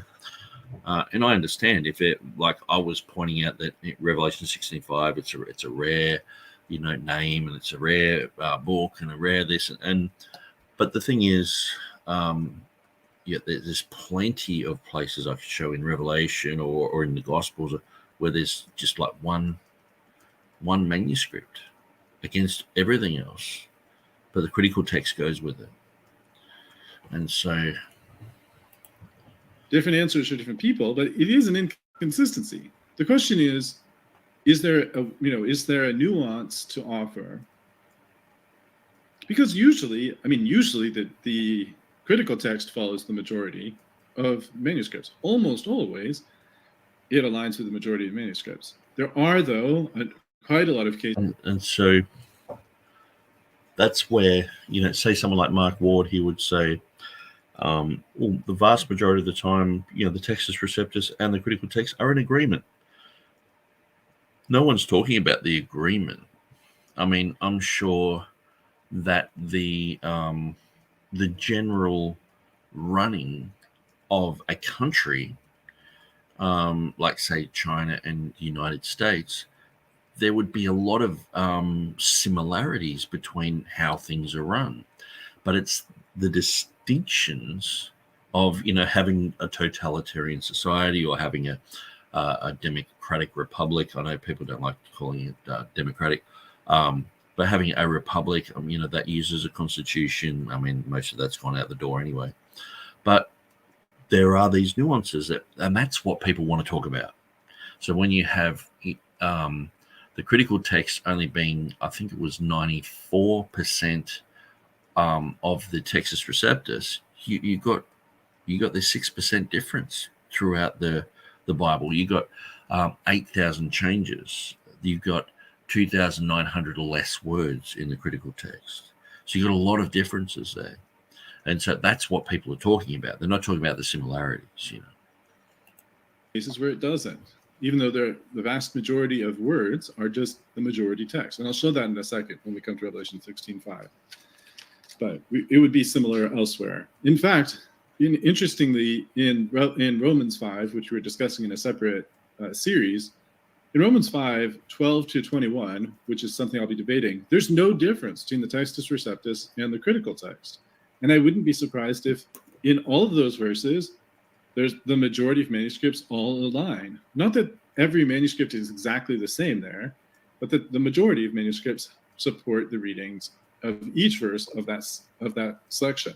And it just happens that there's one textual variant, the spelling of the word Moses, but that's hardly something that we can really rely on the TR provided by Scrivener for reasons Nick has explained in his other series, because he harmonized the Textus Receptus readings to the English, even if they don't necessarily represent what the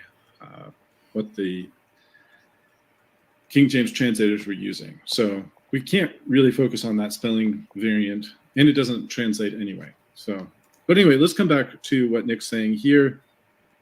He says, but why then does the Nestle-Aland 28 text reject the Chi here? Why doesn't White follow the older papyrus like he tells us to? Now, if that's a serious question, he should just go and check what's the reason and not, just ask the question. And then he says, why doesn't White follow the older papyrus like he tells us to? Well, so again, if it's just an unnuanced claim that we should always follow the oldest manuscript of any text, then that would be the approach to take. Just follow whatever Papyrus 47 has. It's the oldest copy, and we should just lock in on that one oldest copy. But of course, that isn't what Dr. White has ever said, nor is it what Origen said, nor is it what anyone else who's been doing textual criticism down through the Reformation, including Beza. None of them have said that. So again, that seems like just kind of a straw man misrepresentation. I suppose he feels justified because of the majority text issue that he just raised. In any event, the reading, he shows this text from the Nestle Island website, and then he has inserted into it omitted Kai.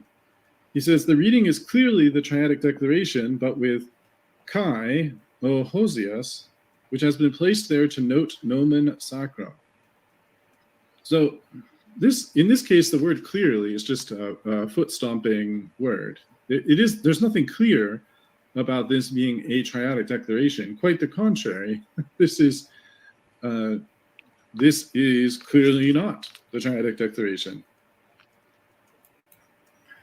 Well, if you're just going to have a standalone word there, but if you're going to take into consideration Jehovah, you're going to take into consideration the other triadic declarations, you're going to take into consideration that God has a past, a present, and a future, not just a past and a present. And if you take into consideration the manuscript that Theodore Beza had, then that's all stacked on our side as well. And so that's why we look at these and go, okay, he's going on to say something. Because, and it's also everything I've said here as well, where, and I'll just point out before he said ecumenical text, where it's actually ecclesiastical text, but it was just a bit of a speako thing there. But so clearly here we have the Nestle Alan text here, and we have on kai ho en and then kai ha osios, okay, where if you were to look at that, the only difference then is the isomenos there. So they have, if they were to incorporate this reading of the oldest reading. And so I think it's very important, because why is there a conjunction just thrown in there? Okay. So anyway, let's continue. Now,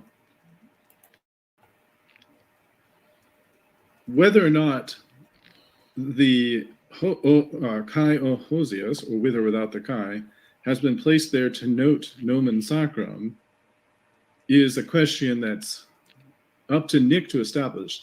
If that were the case, this would be the only place in the history of nomen sacrum, nomina sacra, this would be the only place where that was done, if it was done here. It's not the way that nomina sacra is done anywhere else, even according. And I don't know why at times we're going through, this only occurs here, and so that's weird. And okay, so look at the RHO beginning at in the Lindisfarne Gospels, when it's talking about Christ. Sorry, the key RO. Sorry, the KRO. Or rho omicron.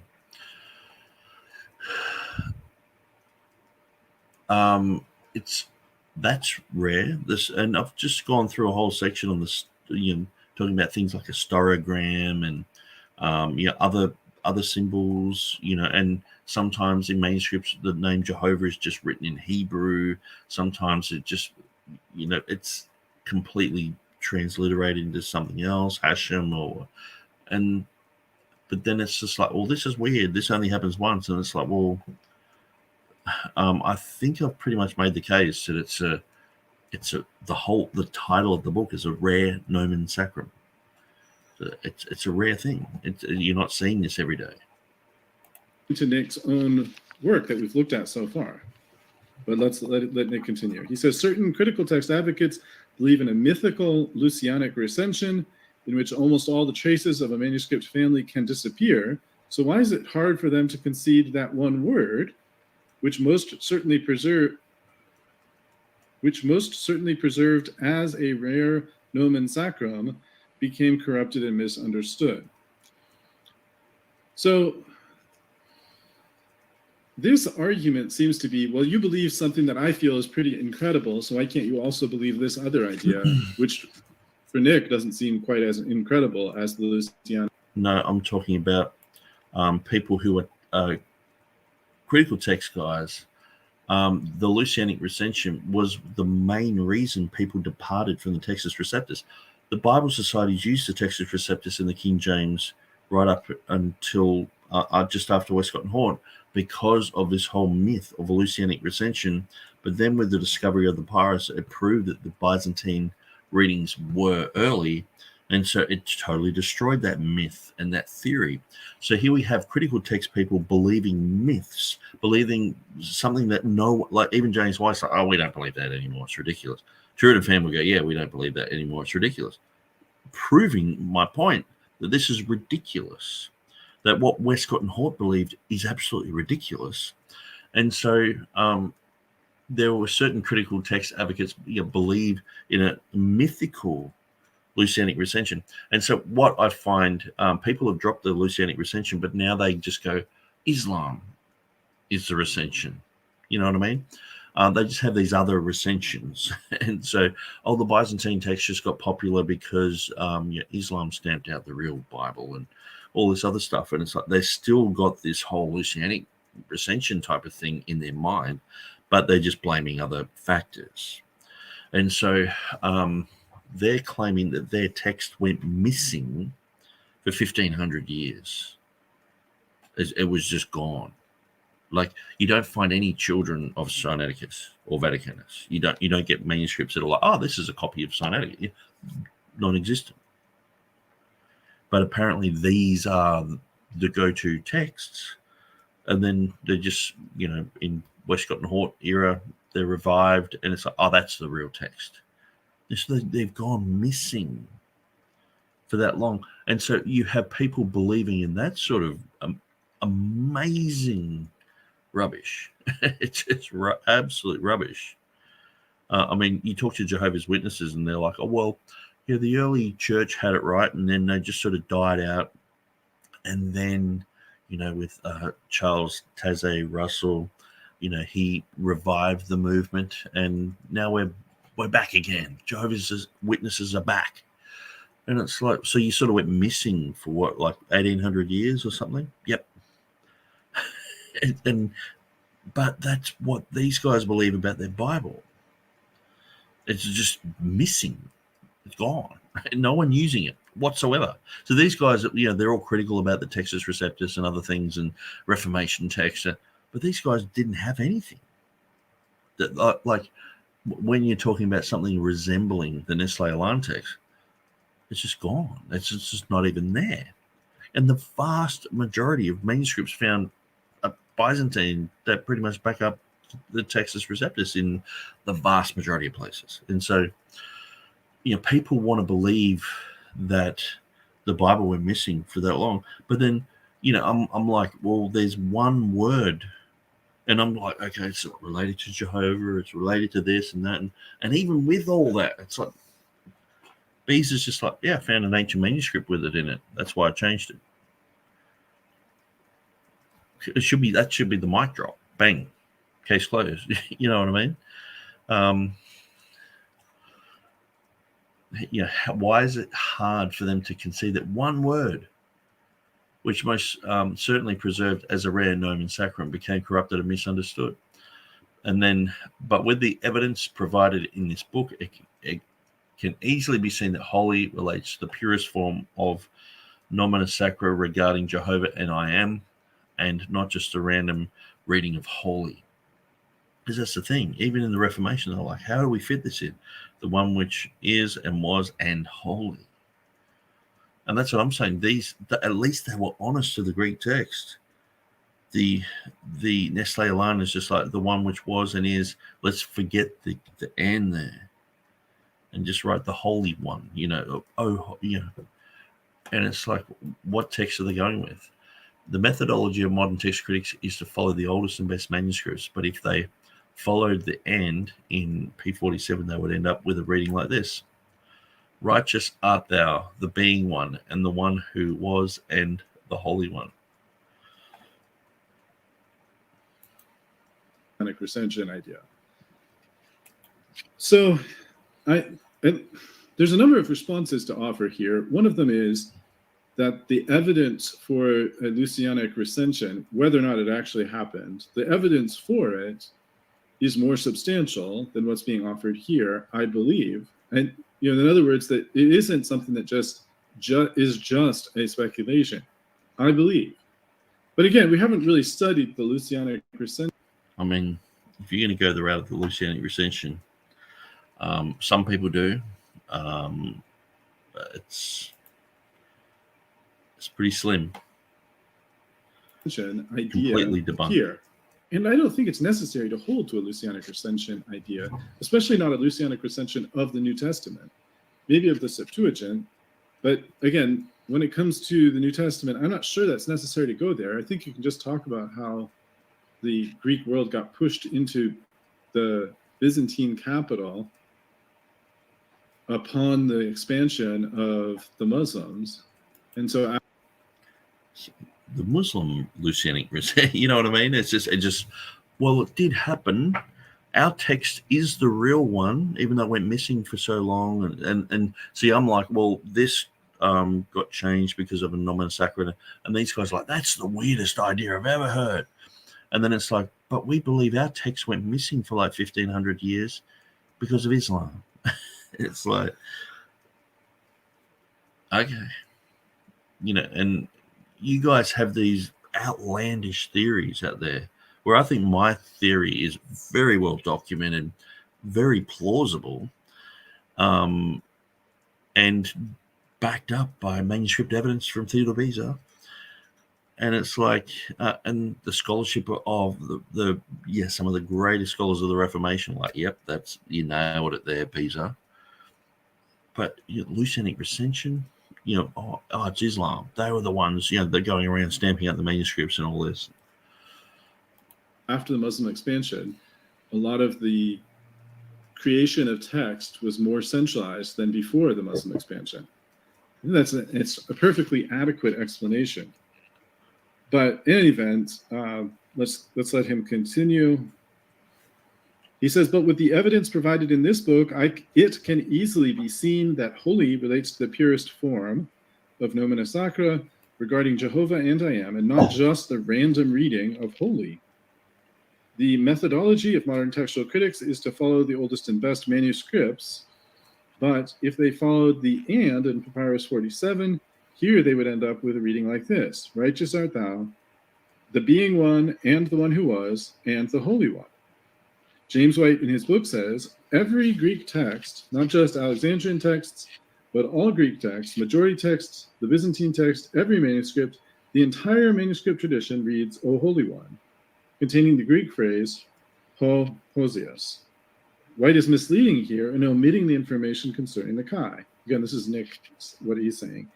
And the citation there was to page 237. I suspect that's also the out-of-date citation. Just double check if it's on page 241.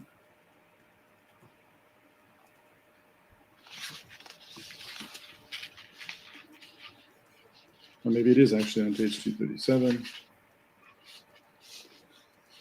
Yes, that is page 237. So I don't know. Anyway, so some of the footnotes are right. This one is one of them. Anyway, he says he's omitted the information concerning the Chi. Then Nick continues. He is making out that there is a consensus in the reading, but there is not. White has a habit of claiming conformity when many times there are other variants to consider, such as Revelation 15:3, where White attacks the TR reading, but there are two other alternative readings. but he only attacks the TR reading, leaving the other readings open for people to choose from. Well, okay. It's very clear that he does this. So he will do a whole program on how the TR reading's wrong, but then you're sort of left like, okay, which other reading is it? And yeah, it's obvious that he's going to go with the Nestle Alarm text, but he's like, he doesn't feel like he has to really even defend that. He's just trying to demonize the Textus Receptus there. No, it's wrong. It's wrong. TR's wrong. TR's wrong. So you're either left with the critical text or the majority text that might go against the TR reading. So that's just the way that White does it. Revelation 15:3 seems to be just a little bit of a tangent. That's the end of the section that I was going to be considering today, but it's not the end of the presentation I want to make, because I do want to look at, and hopefully I can share my screen here. Let's see if this comes across. So what this is a table of, it's in some kind of spreadsheet format, but it's a table of about 100 witnesses. So some of these witnesses are correlated. For example, one, corrector one, and one firsthand are related witnesses to one another. And you can, I'll come back to that point in just a minute. You can see there's a couple other like that, 2076, corrector and firsthand, 2196, corrector and firsthand. I can make this a little bit bigger so it's easier to read. Same thing with 2286, corrector, firsthand, I don't know what that stands for, but it's kind of like looks like a further revision of some kind. I'm not sure what the V stands for. Maybe it's like a preliminary firsthand or something like that. In any event, they're ordered numerically in this list in some odd way. This is an order that was presented to me through an electronic tool I was using, which is publicly available through, I'm trying to remember which tool it was. It was, I think, through the Center for New Testament Manuscripts or from the ECM website. I'm not sure which one. But in any event, it was one of those, and they offer you to provide the transcripts for all the manuscripts that they have provided transcripts. They'll give them to you, and you can do your own collation. And so basically, we're going to go through and see majority text reading, which TurretinFan doesn't agree with, but we're going to show that anyway. You know what I mean? This is exactly what James White usually does on his show. He's like, okay, well, here's a majority text reading. It's like, okay, so you're going to go with the majority text reading in all those other little places which the critical text goes with against the majority? No, we're not even going to mention that. We're just going to mention the inconsistency of the TR people, but we're never going to mention our own inconsistency. And this is why I just think James White is deceptive. And I wouldn't be surprised if maybe TurretinFan's contacted James White and said, give me some ideas. Well, I'm talking about this at the moment, blah, blah, blah. But that's fine. If he is doing that, I'm not really sure. There does seem to be a little bit of, TurretinFan getting his feathers ruffled if I'm paying out James White. But it's very clear that he is inconsistent. He should really apologize to Jeff Riddle for saying, oh, he's wrong, and just, in front of the whole Reform community, just slamming him. But then 5 years later, just admitting it. It's like, but this is what we expect of James White. He's just, he doesn't care who he trods on to get where he's going. He would dance on the backs of the bruised. He is just that type of guy. He will just say whatever he wants, whatever is just vomiting out of his mouth. He will spew it on to people, and without a care, we'll just go, oh, well, I don't really care, And so I just don't find much, and what's amazing is people like Mark Ward are like, go to James White's book. But then if you just even question, I mean, look at how they treated Bryan Ross recently. Him and Timothy Berg.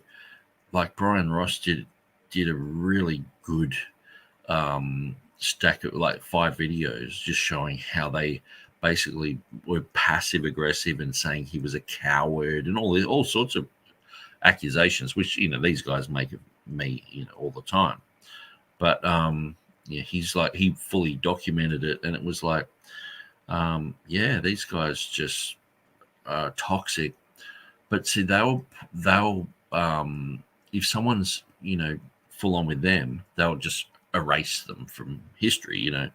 But look at James White. James White can be just an obnoxious, toxic person, and they're like, he's the guru, you know. And yeah, he can be way more obnoxious than Sam Shimon or Ruckman or anyone. Yeah, Anderson. He has his Anderson screaming, yelling moments, which I showed some videos of just last week. There's tons of videos like that.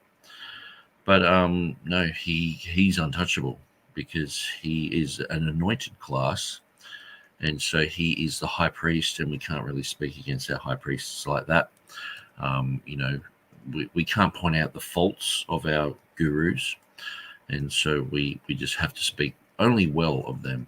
And so that's what we're seeing with some of these comments. It's like, man, we're just defending ourselves against this creep.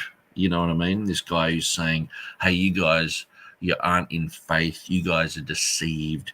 You guys are desperate. You guys are, you know, wasting your time translating the Bible into the Urdu language. Like when, you know, when you've got things like that, you know, someone doing what the Bible societies did, 100 years ago, you know, someone doing the same thing, and it's like, oh, you're wasting your time because we're the new gurus on the block and you suck.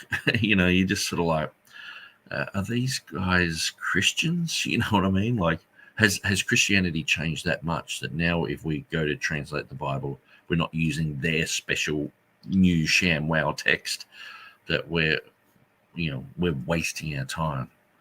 You know, these guys are, you know, James White's just a jerk. He's a toxic, obnoxious jerk, and I will say that 1,000 times a day and not feel any conviction from the Holy Spirit that I'm saying the wrong thing.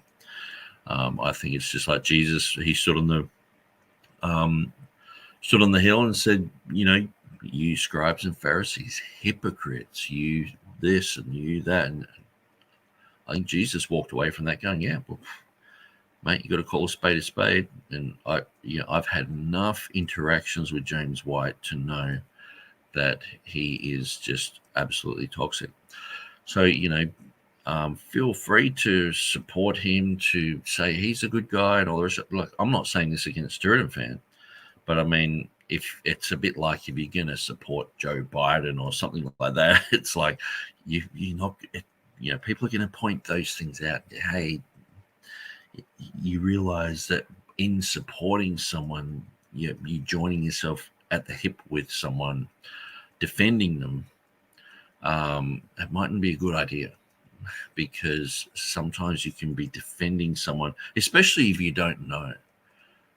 Like half of these things here I'm bringing up, I'm doing the homework here, digging them up, saying, okay, when did he know about these conjectural emendations in the NA28? You know, and it just gets more and more messy. The more you look at it, he's just like, oh yeah, well, this, you know, this Baptist guy, you know, he's wrong. Like in the first video, he's wrong, and he's showing a bunch of stuff. Then he's like, yeah, I had the wrong word. He doesn't even say that he had the wrong word. And even James Snap's like, man, that was just really sad to watch. 2014 that happened. And then 5 years later, he's publicly like, I don't accept those readings. Yeah. Anyway, so I'm going to leave it there. So we're at the 41-minute mark, 41:45. So we'll continue on from there. So hopefully I'll get through the rest of this. And also there's another one after this. So we'll go through that as well. So I'll just look at some of these comments. So we got Bob. He says, hey, Nick, hope you're going well. I'm going very good, Bob.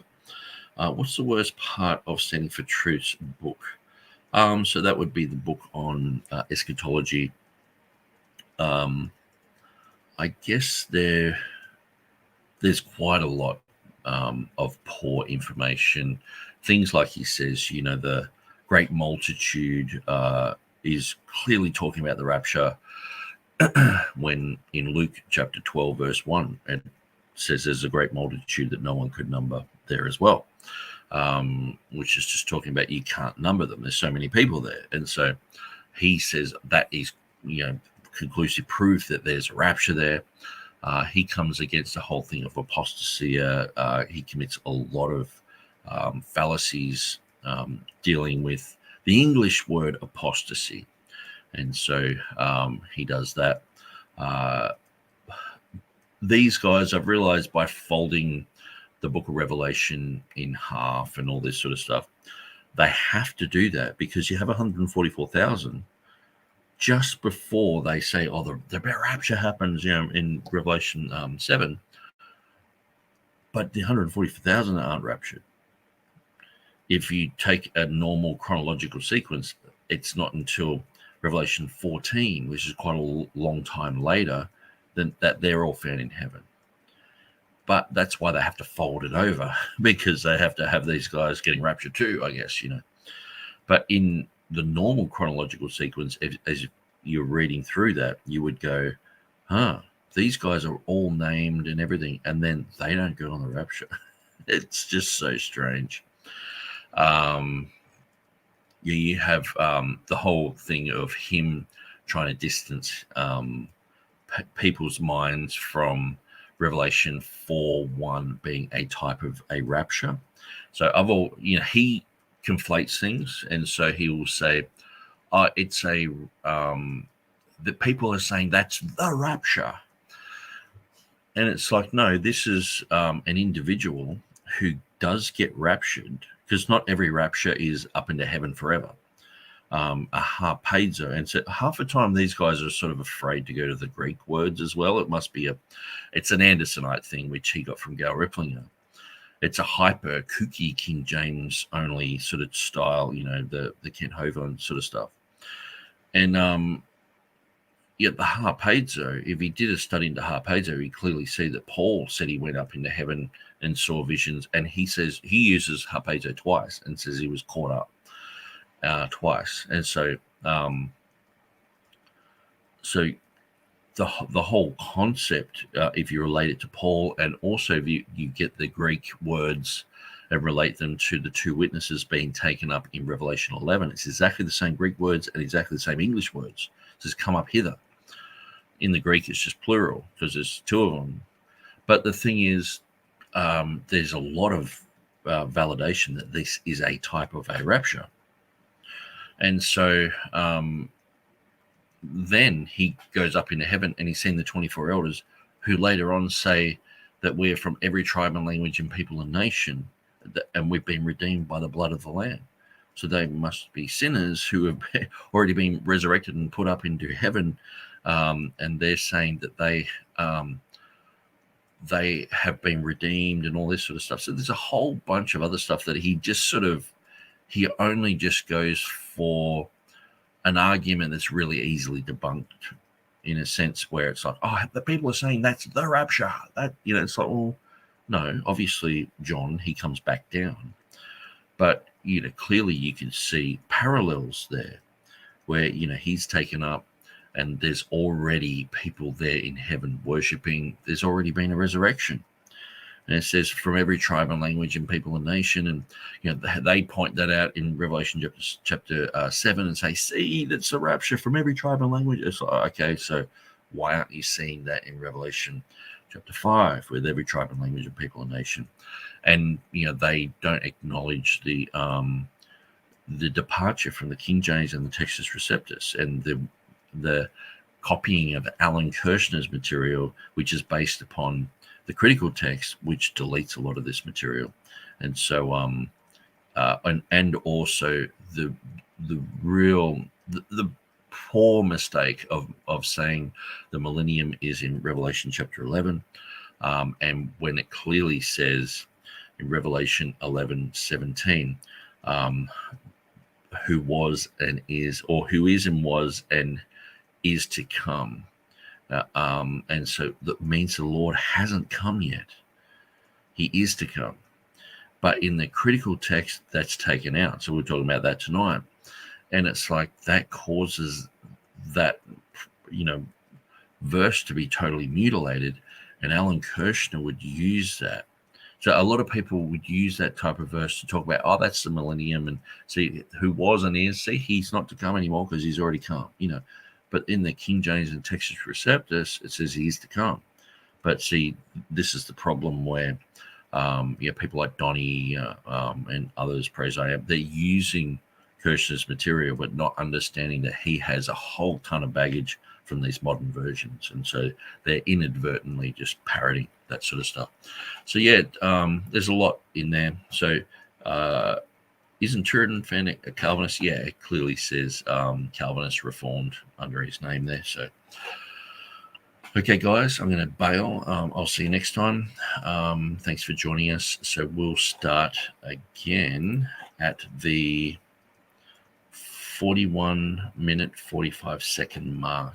And so hopefully we'll probably skip through a lot of this because it's just sort of, I'm like, well, every manuscript says holy, and he's going to show us that. It's like, okay, you don't have to, but, anyway, so we're going to go through that. Okay, thanks, guys. God bless you.